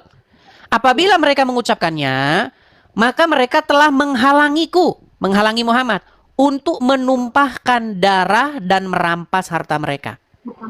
Iya, jadi kalau orang tidak mengucapkan la ilaha illallah, ya sama Muhammad ya tumpahlah darahnya. Begitu, seperti itu. Jadi kalau orang bilang bahwa itu fitnah terhadap agama Islam, ya suruh aja baca hadis itu atau hadis itu dihapuskan saja gitu. Tapi Kak Diana, karena Diana masih di Indo, ya tentunya memang orang-orang di Indo itu tidak bisa berapologet all out begini. Itu tugas-tugas kami.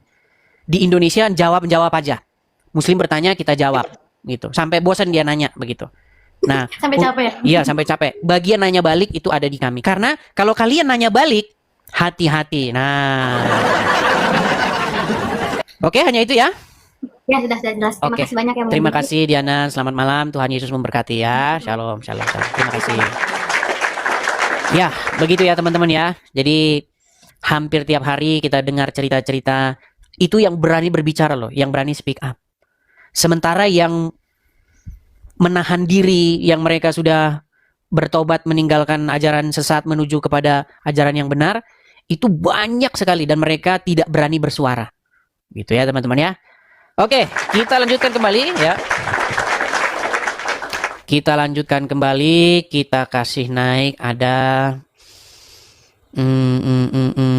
sebentar ya. Bang Hen, ini Bang Hen udah sering naik sebenarnya nih Bang Hen ini ya. Kita kasih naik ada Andi, coba Andi.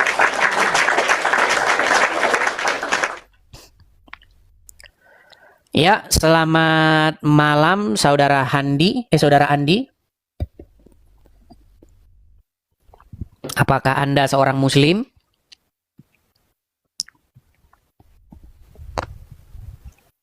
Oke, nampaknya dia sinyal. Ini perkara sinyal, kita turunkan dulu. Kita kasih naik Bang Hen saja dulu ya, Bang Hen. Ini sudah sering diskusi dengan kita sebenarnya.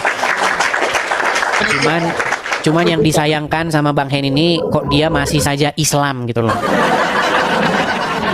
Ya Bang Hen, silakan nyalakan kamera dulu. Iya bentar dulu Bang, kenapa aku? Iya Bang. Halo, Bang Hen, kita ini sudah kita kalau nggak salah udah beberapa kali diskusi ya Bang ya. Ya udah sering kali lah kita Bang diskusi Bang. Oke. Ya, Bang. Terakhir kita diskusi yang mengenai Abang aku itu apa itu Bang? Yang saya mengaku itu kalau di masjid ada tulisan Allah sama Muhammad. Oke. Ya. Nah, Bang, tadi kita membahas mengenai tindakan-tindakan orang-orang yang melakukan teror. Tindakan-tindakan orang yang melakukan Teror. oh teroris itu Bang ya. Iya. Ya, Jadi kalau biasa itu- jadi itu biasanya aliran mereka- apa itu, Bang? gimana? Udah aliran yang tinggi itu Bang. Aliran yang Islam bukan itu? Ya memang Islam Bang, cuma itu udah aliran tinggi dia Bang, udah tinggi kali kajinya itu. Kalau kita Sudah. nggak nyampe itu. Sudah sangat mengerti agama Islam ya? Ya udah sangat apa kali itu, sangat udah pasif kali lah gitu. Kalau macam-macam kayak kita ini nggak nyampe lah itu Bang. Iya. Berarti justru itulah yang melaksanakan ajaran Islam. Kalau sekarang nggak Bang, kalau sekarang nggak. Bukan gini. Orang-orang Islam yang melakukan tindakan-tindakan teror begitu. Ya. Misalnya dia ngebom gereja, ya kan, datang ke Mabes Polri mau ngebom masjid, ngebom Mabes Polri dan lain sebagainya. Menurut Abang Bang Hen yang seorang muslim, apakah mereka itu salah atau mereka justru malah menerapkan ajaran agama Islam? Kalau aku sih kalau teroris nggak setuju aku Bang, mana setuju aku itu Bang. Itu kan menghancurkan umat manusia itu. Baik. Jadi menurut Anda Islam itu tidak boleh dipaksakan kepada orang? Maksudnya dalam segi apa Bang? Dipaksakan dalam segi apa ini? Gini, kalau orang misalnya orang kafir, taruhlah dia Kristen atau Yahudi begitu ya. Nah ya. Nah, menurut ajaran Islam yang sejati, mereka ini harus dipaksa untuk mengucapkan 2 kalimat syahadat masuk Islam, atau mereka boleh hidup tanpa mereka Islam? Kalau menurut aku sih nggak perlu dipaksa Bang. Itu dapat hidayah sendirinya itu. Baik, saya akan bacakan perkataan Muhammad ya, karena umat Muslim pasti tidak mau membantah Muhammad. Ini Bang ya. Ini ada di dalam, ini banyak hadis Bang. Ada Sahih Muslim, Sahih Bukhari ya. Ini kita ambil dalam Sunan At-Tirmizi ya. Iya, Tirmizi. Oke, ini kelihatannya Bang ya, Arabnya Bang ya. Ya. Oke. Jadi ini diriwayatkan ya, telah menceritakan kepada kami Hanad, telah menceritakan kepada kami Abu Muawiyah dari Al-Masi, dari Abu Sahli, Abu Hurairah, dia berkata bahwasanya Rasulullah Shallallahu Alaihi Wasallam bersabda, saya diperintahkan untuk memerangi manusia hingga mereka mengucapkan tidak ada Tuhan yang berhak disembah selain Allah. Bahasa Arabnya la ilaha illallah, betul?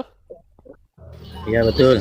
Nah, lalu apabila mereka mengucapkannya, maka mereka telah menghalangi Muhammad untuk menumpahkan darah dan merampas harta mereka. Kalau aku sih nggak setuju aku Bang ya. Itu Berarti kan Abang tidak setuju dengan Muhammad ya? hadis Bang. Kalau di Al-Quran nggak ada itu Bang. Kalau ini menurut Anda, ini Anda tidak setuju dengan Muhammad ini? Ya gimana Bang kalau mau diperangi Bang ya, kan namanya itu kan sebuah kejahatan itu Bang. Kalau mengapakan manusia gitu kan. Nah. Jadi Kalau menurut aku sih Abang, nggak setuju, Bang, menurut ya. Abang Muhammad ini jahat? Ini kan hadis ini Bang kan? Hadis Bang kan? Iya, hadis. Iya, kalau hadis ya kurang apa lah aku Bang kalau hadis Bang ya. Berarti kebohongan ini ya? Kalau di Al-Quran ku rasa, kalau di Al-Quran nggak ada kayak gitu kan Bang kan? Kalau di Al-Quran, sebentar. Kalau di Al-Quran dia duit. Bentar ya. Di dalam At-Taubah ayat 29 diperangi sampai mereka membayar sesuatu. Baik ya. Saya tunjukkan. Nih ya, At-Taubah 29 ya, kelihatan ya. Ini bukan hadis, Bang, ini Al-Quran, Bang. Ya, Dikatakan ya. coba Anda yang baca. Ya langsung aja Bang, bacakan aja Bang. Perangilah Ah. orang-orang yang tidak beriman kepada Allah dan tidak pula kepada hari kemudian, dan mereka tidak mengharamkan apa yang diharamkan Allah dan Rasulnya, dan tidak beragama dengan agama yang benar, agama Allah maksudnya Islam, yaitu orang-orang yang diberikan Alkitab kepada mereka sampai mereka membayar jizyah. Jizyah itu maksudnya upeti, duit, emas, perak, ya kan, baju, pokoknya harta lah. Sampai mereka membayar jizyah dengan patuh sedang mereka dalam keadaan tunduk. Iya, gimana lah aku bilang bang ya, kayak gini lah susahnya kalau yang awam-awam ini bang, nggak ngerti kali awak bang. Nah. Jadi kapan Abang Hen ini rencananya meninggalkan ajaran yang seperti ini gitu? Belum lah bang, enggak lah bang. Kalau Belum. gitu, kalau kita tetap itu, Nih. yang jelas kita belum mana lah kayak gini lah kalau yang awam ya kan. Nah. Tapi Aku yang abang paling- sudah gini, abang kan sudah tahu bahwa itu kok gini ajarannya. Abang sudah abang ngerasa nggak bahwa ada janggal aneh begitu? Kalau janggal sih ada juga memang. Cuma aku yang paling heran aku bang ya, sampai detik ini belum ada yang berani yang naik bang ya, yang pakar-pakar apa gitu sama bang ya. Karena seperti pernah saya bilang bang, kenapa yang pakar-pakarnya, kenapa yang ahli-ahli agama Islam tidak naik? Mereka takut mengiyakan saya itu loh. Karena yang membantah-bantah saya itu orang-orang yang tidak pernah baca Quran, maksudnya nggak pernah baca terjemahannya, begitu. Padahal aku pengen kali bang nengok abang sama Ustadz Abdul Somad gitu, biar seru gitu ya kan. Nanti Abdul Somad kalau naik ke sini, kalau dia mengiya-iyakan saya, dampaknya sama umat muslim itu loh. Dampaknya kan sangat luar biasa. Bayangkan Abdul Somad datang debat dengan saya. Kemudian dia dari diskusi awal sampai akhir, dia cuma ngomong, iya, betul, iya, katamu benar sekali Edis, betul, semua benar. Wah, meninggal nanti umat muslim semua. Iya, bayangkan. Bayangkan kalau saya umpamakan saya diskusi dengan Abdul Somad. Ustadz Abdul Somad, ya. Betul tidak Ustadz? Muhammad itu kena sihir. Betul. Betul tidak Abdul Somad bahwa Muhammad itu menyuruh seorang perempuan menyusui pria lain yang bukan suaminya. Seorang perempuan yang sudah punya suami menyusui pria dewasa. Betul. Ya Ustadz Abdul Somad, betul tidak darah Muhammad diminum oleh pengikutnya? Betul. Dari awal sampai akhir dia cuma ngomong betul terus. Gimana nanti Ada umat semua muslim? dalilnya bang ya. Semuanya ada dalilnya. Ya, makanya itu kalau kayak kita ini memang susah bang ya, nggak tahu gitu ya kan. Awam gitu. Ya, itulah. Saya harap Bang Hen, mungkin Bang Hen belum memikirkan itu secara mendalam. Tapi nanti satu saat Bang Hen, jikalau nanti sudah sakaratul maut, Anda memikirkan perkataan saya secara mendalam. Benar ya, yang dibilang Edis itu. Bagaimana mungkin saya mau menuju surga, tapi dipimpin oleh orang yang tidak ke surga? Bagaimana mungkin saya ingin menuju kepada hidup yang kekal, sementara yang saya ikuti ada di kuburan? Makanya inti pesan saya begini Bang Hen. Kristen, Islam, dan semua agama-agama lain di muka bumi ini ingin menuju kepada hidup yang kekal. Kita percaya tentang kehidupan yang akan datang. Nah, bagaimana kita menuju kepada hidup yang kekal itu, hidup yang akan datang itu, kalau yang nunjukin jalan kepada kita itu orang mati di kuburan. Makanya kata Tuhan Yesus, orang buta tidak bisa menuntun orang buta karena keduanya akan terperosok ke dalam jurang. Nggak nampak jalan bang kalau sama-sama buta. Sama-sama buta. Makanya yang bisa menuntun orang menuju kepada hidup yang kekal adalah Tuhan Yesus, karena Tuhan Yesus sudah masuk kepada hidup yang kekal tersebut. Begitu. Ya, jadi teman-teman, mari teman-teman datang kepada Tuhan Yesus. Apa kata Tuhan Yesus? Akulah jalan dan kebenaran dan hidup. Seperti itu. Oke, begitu ya Bang Hen ya? Ya oke lah bang, salam sehat selalu bang ya. Oke, sama-sama Bang Hen. Terima kasih Bang Hen ya. Oke. Itu muslim ya, Bang Hen itu muslim teman-teman. Jangan kalian bilang itu oten menyamar. Karena ketika ada orang Islam yang memang dia berpandangan beda, dia terbuka pikirannya walaupun sedikit, banyak muslim-muslim yang langsung berpikir, ah itu sesama Kristen dibayar sama dia ngaku-ngaku. Itu tidak benar seperti itu teman-teman ya. Oke. Ya teman-teman ya, silakan kita lanjutkan kembali. Sekali lagi teman-teman ya, saya iklan lagi. Teman-teman sekalian ya, kabar gembira teman-teman bahwa kita sudah dapat rumah apologet yang selama ini saya bilang sama teman-teman, saya mau dirikan rumah apologet, dan kita sudah deal-dealan, sudah selesai, sudah deal-dealan harga, tinggal kita pelunasan. Nah teman-teman, pelunasannya itu memang masih kurang sekitar 10%. Ya, teman-teman, prosesnya itu mungkin sekitar 30 harian dari sekarang. Ya, artinya bulan Desember besok kita sudah bisa ini teman-teman. Jadi teman-teman, kalau tergerak hati ya teman-teman ingin ikut membantu berpartisipasi, teman-teman bisa ikut ya memberikan kolekte atau persembahan untuk pembangunan rumah apologet pelunasan teman-teman di yang tertera di layar. Saya balikin badan saya biar nggak ketutup. Itu ya teman-teman ya. Silakan teman-teman tangkap layarnya, screenshot layarnya biar tidak hilang. Teman-teman yang nonton di YouTube juga ada Zelle, ada PayPal, teman-teman bisa support lewat situ. Ya. Kekurangannya hanya tinggal 10% saja, seperti itu. Gitu teman-teman, silakan tangkap layarnya. Semoga ya teman-teman ya, bulan depan dana kekurangannya itu sudah cukup, seperti itu. Jadi memang saya habis-habisan ya teman. Maksudnya habis-habisan memang udah tidak tersisa sama sekali. Ya, sampai saya jual-jual yang ada ini saya jual, apa ini saya jual, begitu teman-teman. Seperti itu teman-teman. Jadi ada kekurangannya, semoga saya berharap teman-teman bulan Desember tanpa ada kekurangannya lunas, seperti itu kita berikan kepada pemilik lamanya, seperti itu. Oke teman-teman sekalian ya, supaya nanti nggak ada lagi nih dari apa namanya sudrun-sudrun yang sebenarnya sudrun-sudrun ini nggak ada urusannya loh. Urusannya apa gitu nanya-nanya rumah apologet. Kan banyak kan teman-teman kadrun-kadrun, mana rumah apologetmu, bohong kamu. Kamu katanya ingin mendirikan rumah apologet, rumahnya uangnya kamu makan. Kamu pakai untuk judi slot katanya. Judi slot itu apa juga saya nggak ngerti. Apa judi slot itu? Nggak ngerti saya apa judi slot. Terlalu banyak fitnah yang beredar tentang saya itu teman-teman, ya kan? Tapi ya saya diam-diamkan saja lah gitu.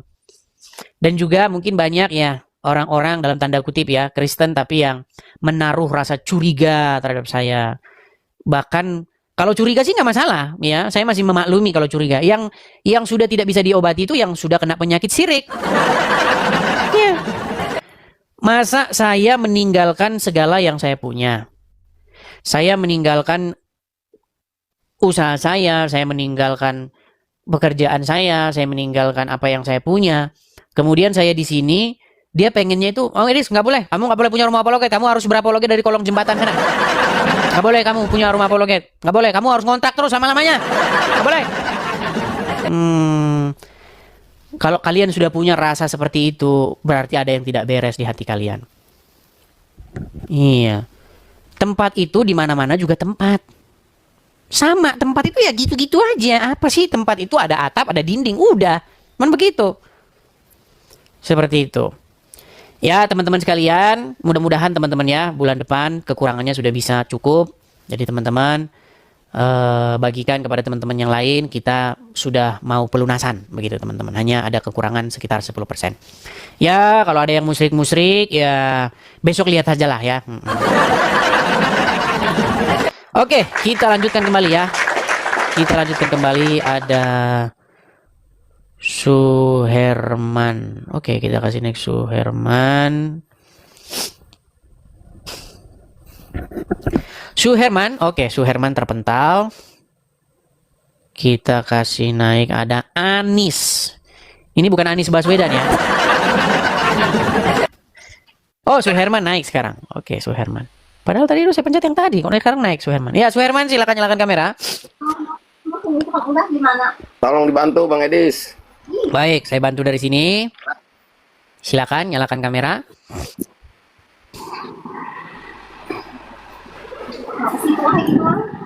Halo, Suherman. Ya, abangku. Kok gelap-gelapan, Bang? Oke, baik. Suherman, saya tanya dulu nih, Bang. Muslim atau Kristen? Kalau ngakunya mah Muslim. Kalau ngakunya mah maksudnya gimana nih? Bingung kami. Iya. Jadi kan zaman sekarang ini nggak apa-apa abang gue ya kalau kita sharing ya. Nggak apa-apa. Cuman duduk dulu Bang, tenang, biar nggak bergerak ke sana kemari gitu, ada sinar. Coba duduk, ambil satu posisi, duduk bagus gitu coba. Di KTP Islam atau Kristen? Belajar belum tidur. Di KTP Islam atau Kristen? KTP Islam abangku nih. Oke, jangan ditunjuk Bang. Kalau di KTP Islam. KTP Tapi Islam. kenapa? Kenapa kok seolah-olah sesuatu yang kontradiksi? Kenapa gitu? Ya, betul.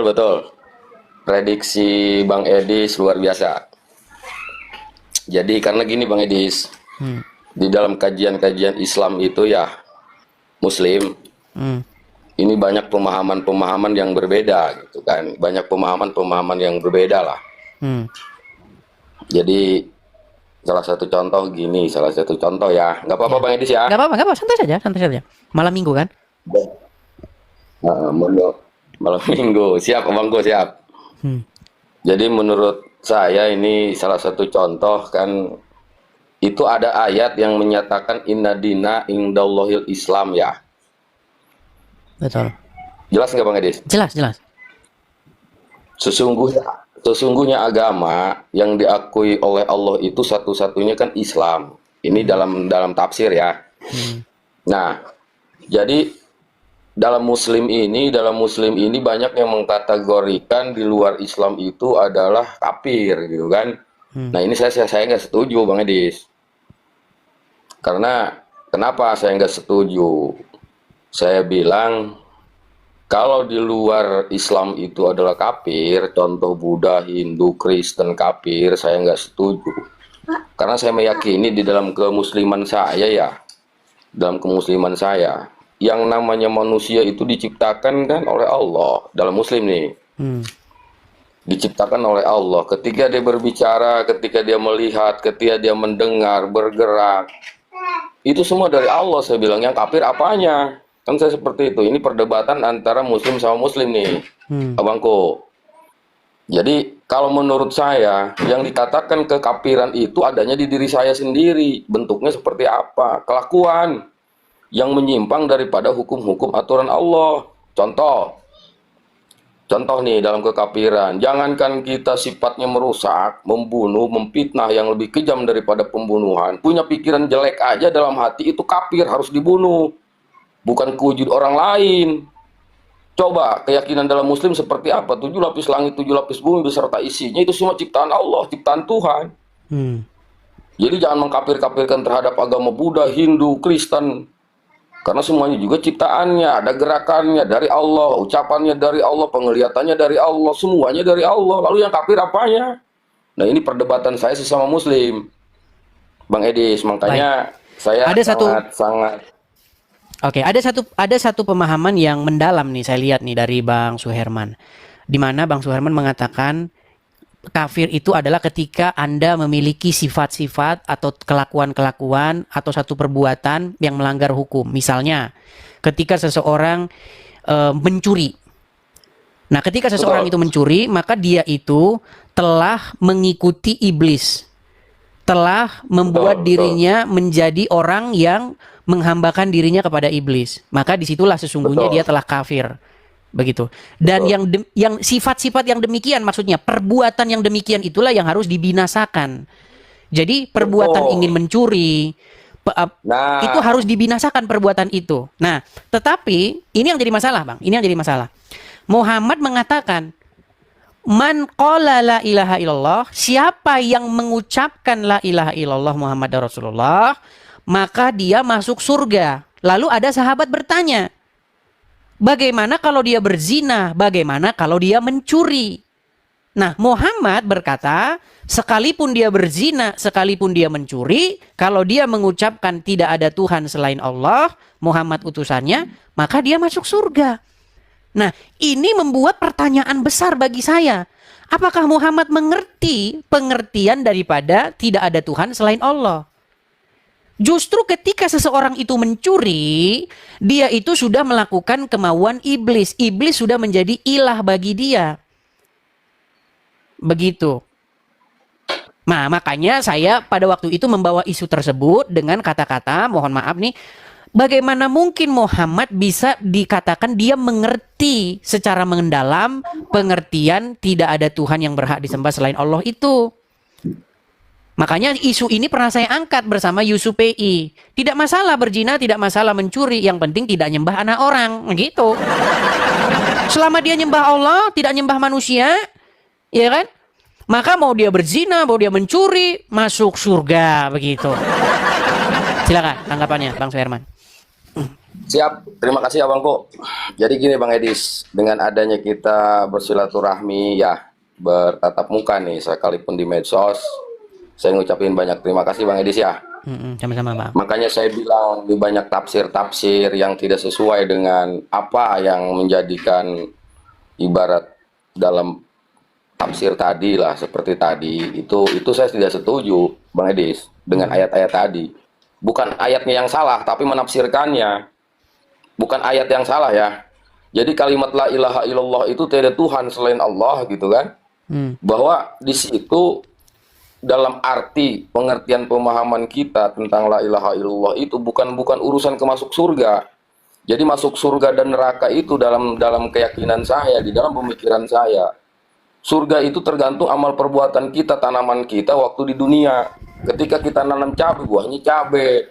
Ketika ibaratnya kita menanam sebuah kebaikan kayak Bang Edis dengan niat baik, dengan ibaratnya menyampaikan kebaikan, itu akan hasil kebaikan yang balik kepada diri kita. Tapi kalau kita menanam sebuah kejelekan, maaf, maling ataupun apa, iblis itu yang menyatakan akan masuk surga itu. Jadi dalam hal la ilaha illallah itu sebetulnya Bang Edis, la ilaha illallah itu sebetulnya di dalam keyakinan umat muslim jangan membeda-bedakan. Tiada Tuhan selain Allah, Allah itu satu, kulhu Allahu ahad, Allah itu satu, tapi dia menyatu dengan saya, dengan Bang Edis, dengan tanaman, dengan batu, dengan bumi. Jadi Allahul ladzi khalaqas samawati wal arda wa bainahuma itu artinya dalam versi kitanya nih, 7 lapis langit, 7 lapis bumi beserta isinya, itu semua adalah tuh dirinya menyatu tuh dat Allahnya. Allah itu kan hanya sebuah nama, asma. Iya, tapi Jadi, masalahnya begini Bang. Kalau di dalam kami gini Bang, ketika roh Tuhan, kalau dalam kami itu roh Tuhan ya Bang ya, roh Tuhan, spirit ya, yang daripada Tuhan itu menyatu dengan seseorang, maka benar seseorang itu akan mengikuti Tuhan tersebut karena roh Tuhan itu mengendalikan dia, menguasai diri dia. Maka dia tidak melakukan perbuatan-perbuatan iblis. Nah, yang menjadi keheranan saya di dalam konsepnya Muhammad nih ya, berbeda dengan konsepnya Bang. Di dalam konsepnya Muhammad, kalau orang itu mengucapkan la ilaha illallah, tidak ada Tuhan selain daripada Allah, yang menjadi Tuhan tuannya itu hanyalah Allah, bagaimana mungkin di detik yang sama dia mencuri? Jadi di dalam agama Kristen gini Bang, tidak mungkin seseorang itu dikuasai oleh Roh Kudus, tetapi di detik yang sama dia melawan daripada Bapa di sorga. Contoh, saya kasih contoh. Orang dikuasai oleh Roh Kudus, tetapi di detik yang sama dia nyolong punya orang. Orang dikuasai oleh Roh Kudus, tetapi di detik yang sama dia mencuri, korupsi. Maka mustahil itu terjadi. Nah, dalam agama Islam, selama yang penting nyembah Allah, mau dia berzina, mau dia mencuri, masuk surga kata Muhammad. Lalu apa pengertian menyembah Allah itu? Apa pengertian menuhankan Allah itu? Seperti itu Bang. Jadi mohon izin abangku ya. Mohon izin abangku ya. Silakan. Jadi di dalam kita berbicara di dalam ajaran kita yang saya yakini ya. Saya sering berdebat dengan sesama muslim, sering. Karena kajian di dalam Islam itu Bang, ada tahapan ya. Pertama syariat ya. Yang kedua tarekat, ketiga hakikat, keempat ma'rifat Bang. Jadi kalau orang-orang yang berbicara seperti tadi itu hanya tingkatan syariat Bang, tingkatan orang-orang awam, tingkatan hanya departemen katanya. Wallahu a'lam bishawab muradi. Nyalahin aja nih ke Buddha, ke Hindu, ke Kristen, nyalahin aja kerjaannya. Tapi dia sendiri nggak tahu. Wallahu a'lam bishawab muradi. Maaf. Jadi itu tingkatan syariat. Ampura abangku ya, ampura ya. Ya, nggak apa-apa lah, nggak apa-apa. Jadi Tapi intinya Anda memiliki satu pemahaman yang berbeda begini. Yang perlu saya kasih tahu begini, Bang. Sebenarnya saya tidak urusan dengan Islam tuh mau ngimanin apa, mau ngimanin bahwa dunia ini diciptakan oleh pohon pisang kamu apa itu terserah. Gini, alasan saya berapologet seperti ini adalah ketika orang Islam itu sudah mulai mengkait-kaitkan agamanya, bahkan mencari pembenaran tentang Islam itu dari Injil dan Taurat, begitu. Jadi ketika misalnya Abdul Somad nih, Abdul Somad di dalam sebuah ceramahnya, di dalam sebuah masjid, dia mengutip kitab Taurat di dalam Ulangan 18 ayat 18. Seorang nabi akan dari antara saudara-saudara mereka, kata Abdul Somad. Lalu kata Abdul Somad, itu tiada lain tiada bukan adalah Muhammad. Nah, ketika umat muslim bilang seperti itu, barulah saya mulai menjawab, meluruskan itu. kepada orang Islam. Karena di dalam Ulangan 18 ayat 18 itu berbicara mengenai tanda kenabian, karena di situ dijelaskan bagaimanakah kalian mengetahui apakah seseorang itu diutus atau berbicara demi nama Tuhan. Nah, firman Tuhan berkata, ciri-cirinya adalah bahwa jika dia berkata tentang sesuatu yang akan terjadi, sesuatu itu pasti terjadi. Contoh misalnya, seorang yang berbicara disuruh oleh Tuhan, misalnya, besok akan terjadi gempa. Kemudian begini dan begitu. Kemudian terjadi. Ketika itu terjadi, maka itulah tandanya bahwa Tuhan berbicara kepada dia. Sementara kalau tidak terjadi, maka seseorang itu telah berdusta, telah berani berkata-kata demi nama Tuhan, padahal Tuhan tidak mengatakannya. Nah, sementara Bang, di dalam agama Islam, tanda kenabian bukan seperti itu. Menurut Muhammad, tanda kenabian bukanlah hal yang saya utarakan tadi. Menurut agama Islam, tanda kenabian itu berupa di punggung sebelah belakang sebegini, ada daging yang bertumbuh kehitam kemerah-merahan dan berbulu. Atau bahasa kita itu adalah tompel. Nah, ini yang saya luruskan begitu loh. Ketika Anda mengatakan, nah ini yang saya luruskan. Nah, inilah yang disinilah kita berdebat begitu. Nah, di dalam perdebatan ini sering sekali umat Islam, saya tidak katakan semua ya, tapi kebanyakan mereka itu marah, begitu loh. Mendebat jago, didebat marah. Nah, ketika marah mereka mempersekusi. Iya, seperti itu, Bang. Ini yang saya bilang. Muslim kalau kalian bahas agama orang, kalian juga harus siap agama kalian saya bahas, begitu. Dan kalau dibahas jangan marah. Cukup bantah aja. Gitu, bantah saja kalau salah, bantah begitu. Kenapa harus persekusi, ngancam? Ya kan, buka kacamatamu. Untuk apa gitu loh? Kita ini kan hanya berdebat saja. Gitu. Jadi ya, begitulah ya, Bang ya. Jadi gini Abangku. Ya, silakan.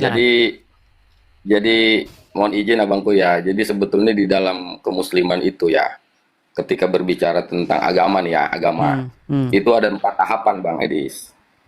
Tahapan syariat itu dasar ya, yang dikatakan orang-orang awam atau yang dibilang anggaplah itu kalau bicara usia anak kecil.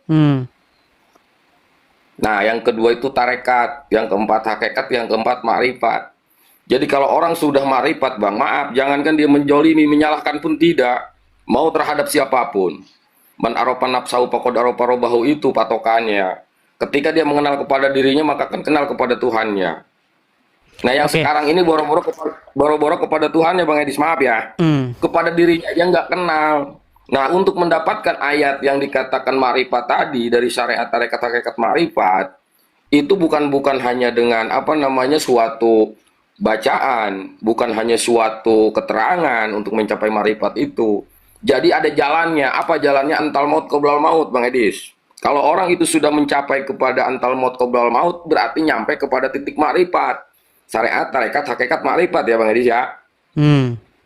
Nah, kalau sudah ketemu jalan yang dikatakan antal maut qoblal maut, berarti dia nyampe kepada ma'rifat. Ketika dia sudah nyampe kepada ma'rifat, dia tidak akan menyakiti. Bahkan suujon punya pikiran tidak baik sama orang nggak boleh, Bang Edis. Itu dalam ajaran Islam. Ya, baiklah, oke. Kalau masalah itu nanti kita berdebat lagi soal itu. Tapi yang saya maksudkan begini. Intinya Bang Suherman menyetujui apa yang saya katakan ketika kalau Muslim mau bahas agama orang lain, maka Muslim pun harus siap agamanya dibahas oleh orang lain. Nah, ketika Muslim agamanya dibahas oleh orang lain, seandainya mereka berpendapat, Muslim berpendapat bahwa bahasannya itu fitnah, bahasannya itu adalah hujat, dipatahkan saja gitu loh. Kan fitnah itu kan tinggal dipatahkan, hujat itu kan tinggal dipatahkan. Tidak benar, yang benar begini. Kenapa harus teriak Allahu Akbar, darahmu halal gitu.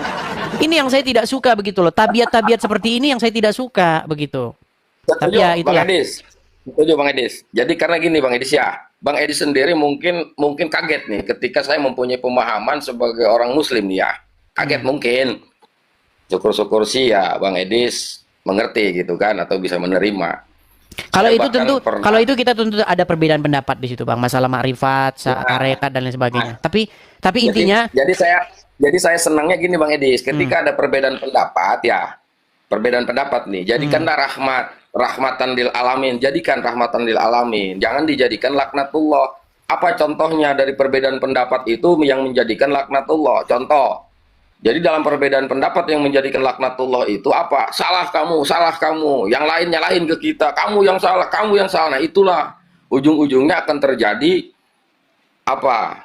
Tadi saling menyakiti. Nah itulah yang disebut laknat. Jadi yang Ya, kalau dalam sudut pandang saya begini. Ya, kalau dalam sudut pandang saya begini, Bang Herman. Kebenaran itu tidak mungkin ada dua. Kalau di dalam sudut pandang saya, kebenaran itu tidak mungkin ada dua. Jadi kalau ada yang berbeda, salah satu diantaranya itu pasti salah. Cuman yang saya ingin sampaikan begini, jangan perdebatan itu berubah menjadi sebuah keinginan untuk membunuh, menyakiti. Itu yang saya inikan, gitu loh. Betul. Bahkan karena, saya bilang, karena hak itu hak itu hanya pada Tuhan saja, seperti itu. Betul, punya pikiran tidak baik aja sebetulnya di dalam ajaran Muslim itu nggak boleh sebetulnya. Kalau ada orang yang mau menyatakan maaf, yang mau menyatakan menyakiti, apalagi sampai membunuh, saya nyatakan itu iblis. Sekalipun dia bicara Allahu Akbar. Kenapa? Ya tapi kebanyakan, Bang, tapi jangan salah, Bang. Kebanyakan begini. Ini fakta, Bang. Ketika umat Muslim teriak Allahu Akbar, takbir, biasanya ada spirit-spirit, ada sebuah apa namanya keadaan kejiwaan di mana seseorang tuh ingin melakukan kekerasan, betul nggak? Betul, karena itu Bang, saya nyatakan Bang ya, kita jangan tertipu oleh suatu bahasa. Iblis itu Bang lebih pintar, lebih fasih di dalam membaca Quran. Makanya ketika ada orang menyatakan Allahu Akbar tapi membunuh, iblis itu Bang. Kalau mau berbicara Allahu Akbar itu Bang ya, sesuai tuntunan Muslim nih, ada orang yang tidak makan, kasih makan. Itu Allahu Akbar, kebesaran Allah. Ada orang yang lagi tapi kenyataan di lapangan ini saya kasih contoh, Bang ya. Saya kasih contoh. Ini seorang Muslim dan ini adalah Ade Armando. Ya. Ini Ade Armando, di mana Ade Armando itu digebukin oleh orang-orang Islam. Nah, ketika Ade Armando digebukin oleh orang-orang Islam sampai ditelanjangi begini, itu yang gebukin itu sambil teriak Allahu Akbar, itu Allahu Akbar. Nah, yang saya herankan tuh begini, kenapa ketika orang teriak Allahu Akbar, dia itu seperti ingin melakukan sebuah, yaitu penganiayaan lah, mukulin orang lah. Itu kenapa begitu gitu loh? Bang Edis. Nih, makanya saya buka Bang Edis ya. Saya buka Bang, kita jangan tertipu oleh penampilan Bang. Sekalipun wujudnya manusia, mengucapkan Allahu Akbar ketika dia mau membunuh itu iblis Bang. Bukan nggak boleh mengucapkan Allahu Akbar. Bukan nggak boleh, boleh Allahu Akbar. Tapi ketika di dalam perilakunya membunuh, iblis itu Bang. Saya nyatakan iblis, mau siapapun, mau dari Tapi saya terlalu sering melihat ceramah-ceramah kalau misalnya sudah dikatakan takbir, itu biasanya langsung kayak begitu gitu loh. Wah, biasanya begitu. Coba lihat ceramahnya Habib Rizik. Lihat ceramahnya siapa namanya? Siapa itu Habib lagi yang turunan Nabi, banyak turunan Nabi misalnya.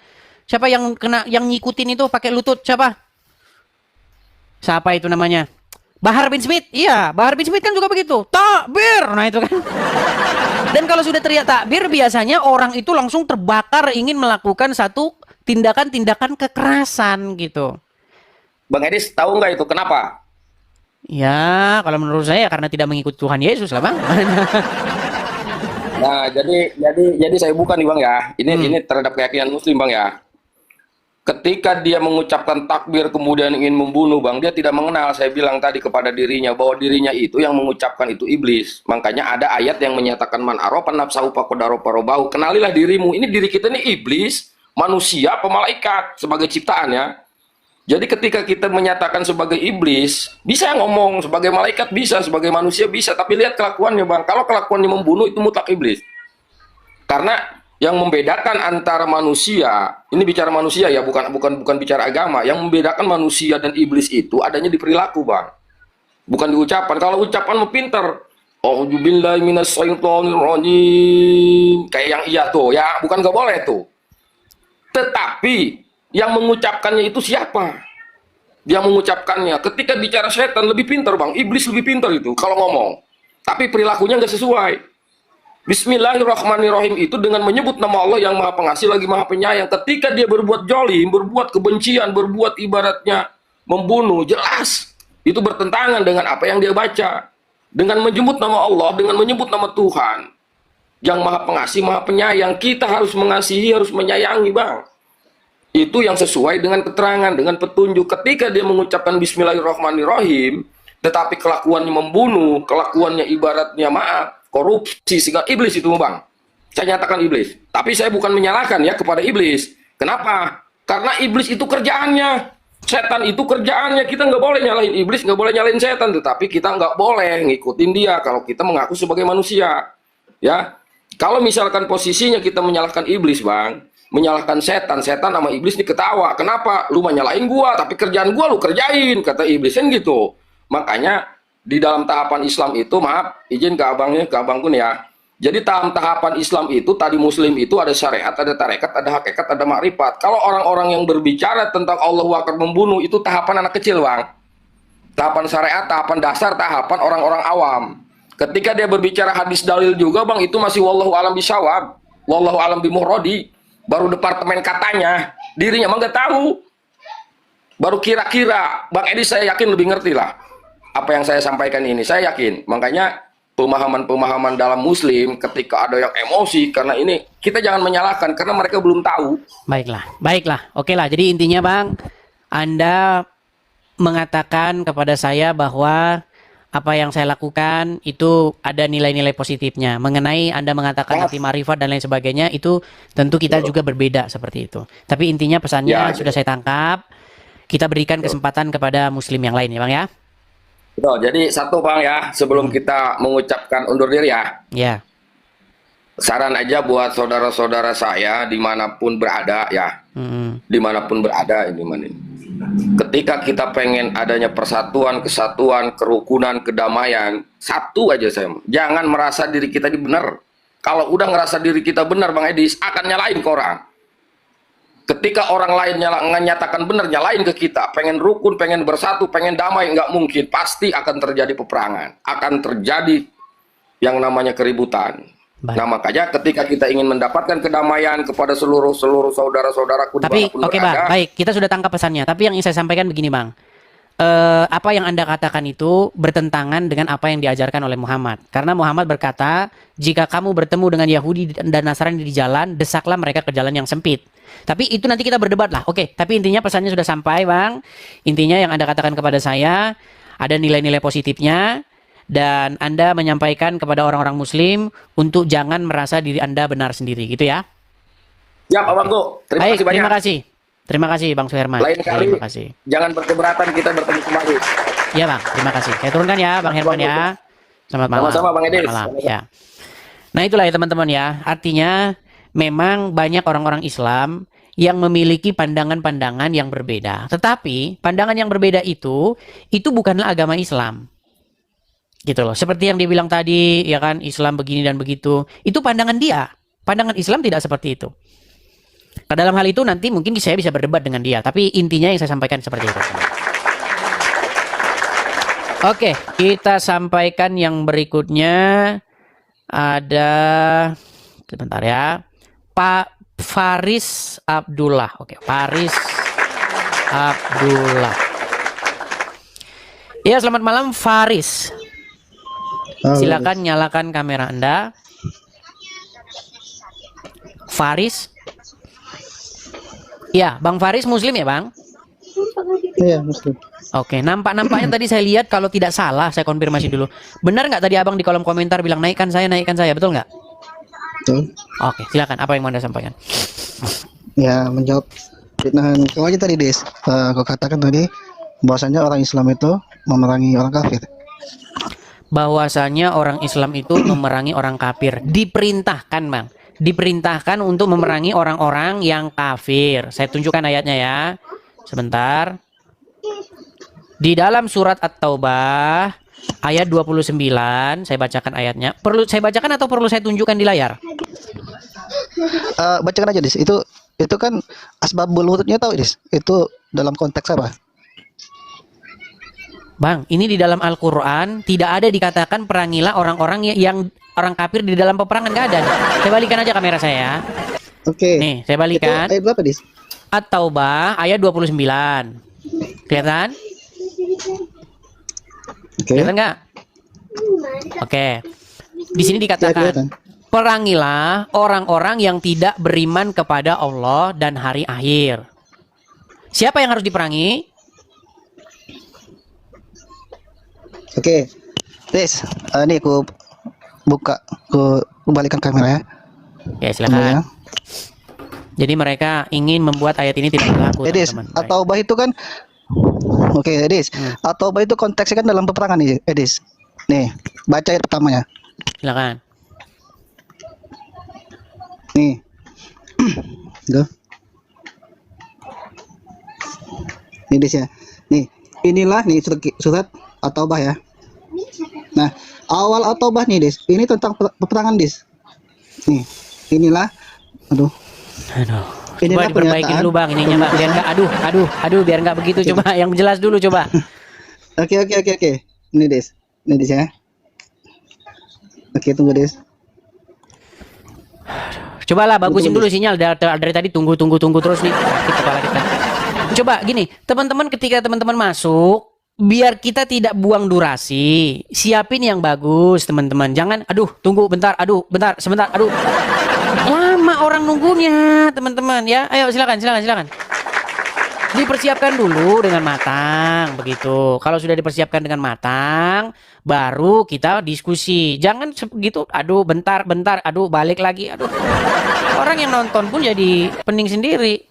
Edis. Ya, silakan. Malah Bang Edi sentil. Oh, Bang Edi. Ya. Silakan Bang Edi.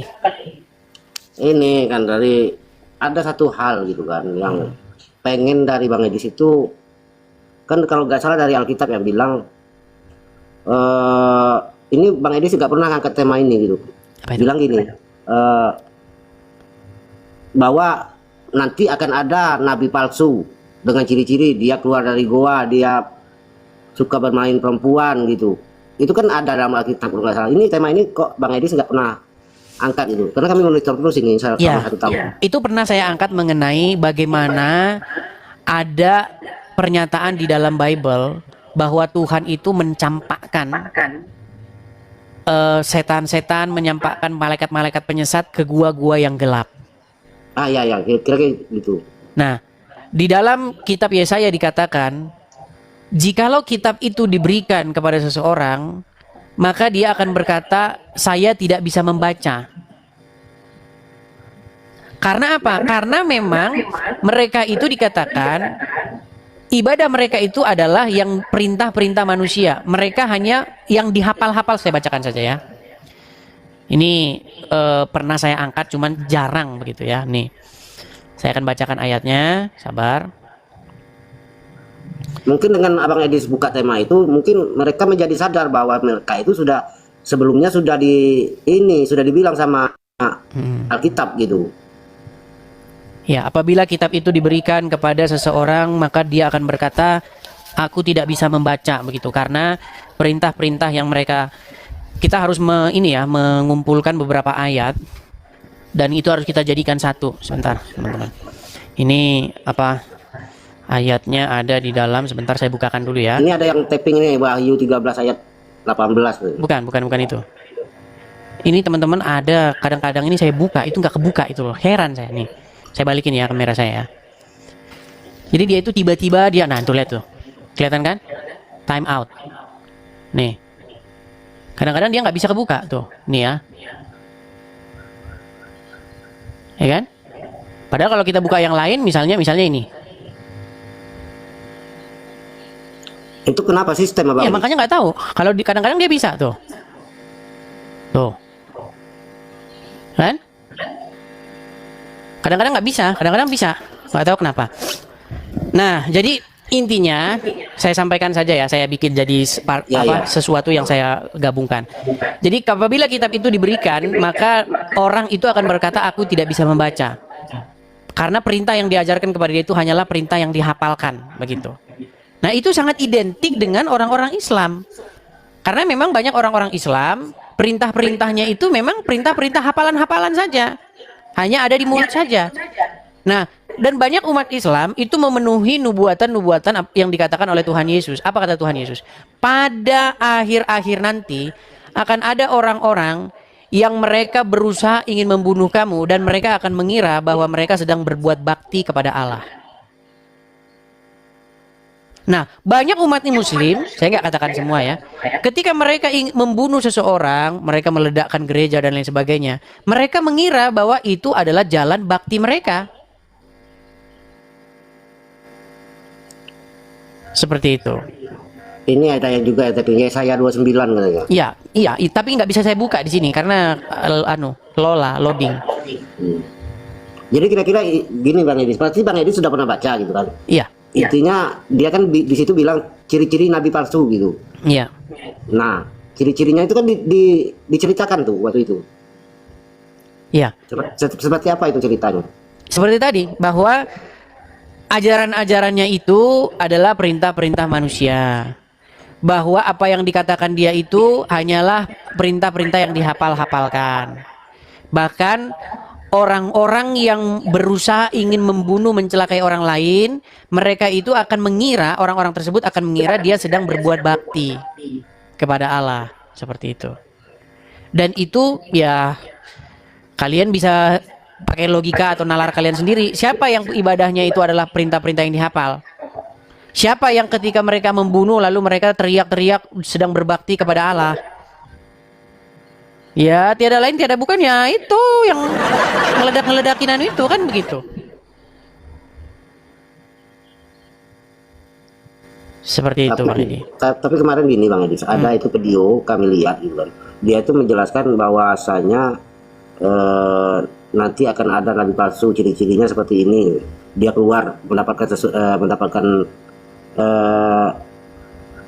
apa itu? Wahyu dari dalam gua. Sementara gua itu adalah identik dengan tempat setan gitu kan, tempat jin gitu kan. Setelah itu dia hobi senang bermain perempuan. Ada lagi pokoknya kejelekan-kejelekan itu diceritakan gitu. Ya itu itu dikumpulkan dari berbagai macam literasi begitu. Jadi tidak hanya dalam satu ayat saja, tetapi ada di banyak ayat. Ini saya bukakan ya, ini udah kebuka. Kadang-kadang bisa kebuka, kadang-kadang enggak. Yesaya 29 ayat yang ke-12. Saya balikin dulu kamera saya ya. Nih kita mulai dari ayat yang sebelum ke-12. Kita mulai dulu dari ayat yang sebelumnya ya. Teman-teman sabar sebentar ya.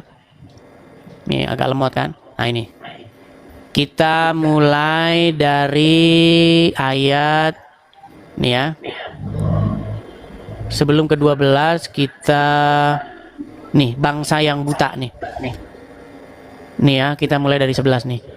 Maka bagimu penglihatan dari semuanya itu seperti isi sebuah kitab yang termaterai. Apabila itu diberikan kepada orang yang tahu membaca dengan mengatakan, baiklah baca ini, maka ia akan berkata, akan menjawab, aku tidak dapat, sebab kitab itu termaterai. Dan apabila kitab itu diberikan kepada seorang yang tidak dapat membaca, dengan mengatakan, baiklah baca ini, maka ia akan menjawab, aku tidak dapat membaca. Dan Tuhan telah berfirman, oleh karena bangsa ini datang mendekat dengan mulutnya dan memuliakan aku dengan bibirnya, padahal hatinya menjauh daripadaku dan ibadahnya kepadaku hanyalah perintah manusia yang dihafalkan. Dan seterusnya dan seterusnya. Kan banyak muslim mengutip ayat ini nih kan. Ini nubuatan tentang Muhammad katanya kan. Padahal tidak begitu. Itu berbicara mengenai keadaan orang Israel begitu. Mereka itu memang hidup dalam keadaan yang demikian. Mereka itu hidup dalam keadaan orang-orang yang menghafal-hafal begitu. Nah itu memang sekarang ya memang ya muslim. Mau gimana? Mau diakui mau enggak, siapa umat yang suka hafal-hafalan? Kalau bukan muslim. Siapa umat yang kalau mereka setelah meledakkan bom terus mereka berpikir bahwa itu adalah perbuatan memuliakan Tuhan? Ya, masa kita mau bilang ini semua orang udah pada tahu lah gimana. Itu sudah menjadi pengetahuan umum. Seperti itu. Tapi ngomong-ngomong ini, Bang Edi, Anda meninggalkan agama Islam ya? Ya. Coba, saya pengen dengar nih. Bacakan satu surat di dalam Al-Quran coba. Karena banyak orang meragukan ini settingan katanya. Coba, bacakan satu surat dalam Al-Quran.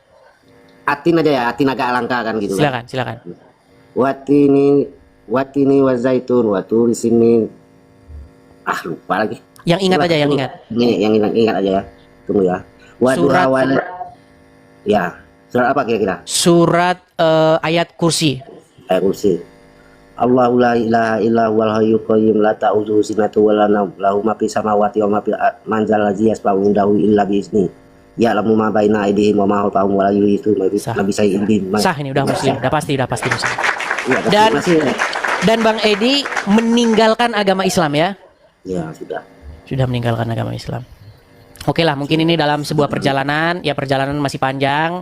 Kita tidak bisa mengambil kesimpulan, tapi teman-teman kalian sudah melihat sendiri, memang gelombang murtad, gelombang meninggalkan agama Islam itu sudah banyak begitu. Oke, begitu aja Bang Edi S. Iya. Edi Sentil. Terima kasih Bang Edi. Iya. Terima kasih Bang Edi. Dia nampaknya orang Minang atau orang Jambi? Jambi. Oh, Jambi. Oke, makasih Bang Edi. Saya turunkan ya. Ya, malam.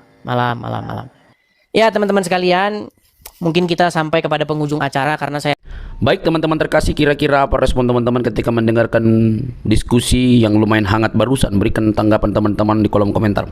Sudah saatnya para Islam, para polemikus, para ustadz itu lebih berbenah diri mengenai keyakinannya. Jangan terlalu sibuk membahas tentang kekristenan, jangan terlalu sibuk membahas tentang Alkitab yang bukan kitab sucimu. Kerjaan mereka kan di setiap channel mereka adalah membahas kekristenan, seolah-olah mereka lah yang paling berhak dan paling paham tentang Alkitab, lalu mereka membuat itu di dalam setiap hal yang mereka lakukan.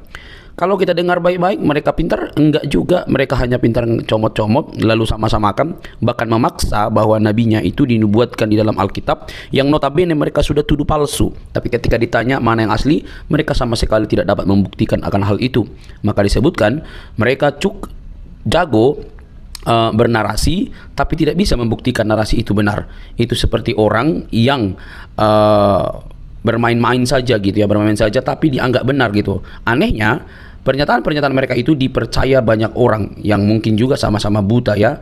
Makanya saya bilang bahwa mereka sudah saatnya berbenah diri dan mempelajari keyakinannya dengan lebih teliti, mempertanyakan segala sesuatu yang berkaitan dengan iman Islamnya, mempertanyakan moral nabinya, mempertanyakan tentang hadisnya. Benarkah seperti itu? Jangan sampai para ustadz itu lebih sibuk membahas kekristenan karena merasa aman, lalu mereka mengabaikan kitab suci mereka. Karena kalau mereka lebih kritis, maka mereka akan mendapatkan situasi yang berbeda, karena di antara sesama mereka belum tentu cukup berani untuk membuka tabir kebenaran bagaimana itu Islam yang sesungguhnya. Karena fakta sudah terjadi bahwa ketika ada orang jujur dan mempertanyakan iman Islam, maka yang terjadi adalah mereka mendapatkan hal-hal yang kurang baik di tengah-tengah diri mereka, dan itu sudah pernah saya bahas di dalam satu topik ya teman-teman yang terkasih dalam Tuhan Yesus Kristus. Maka ketika apologetik Kristen ini mempertanyakan segala sesuatu yang berkaitan dengan iman saudara, ya jangan baperan dong, jangan kepanasan. Mungkin Anda tidak mendapatkan literatur, atau Anda begitu buta, taunya hanya hafal doang, ikro dan lain sebagainya itu ya, menghafal cara penyebutannya, cara pelafasannya begitu ya.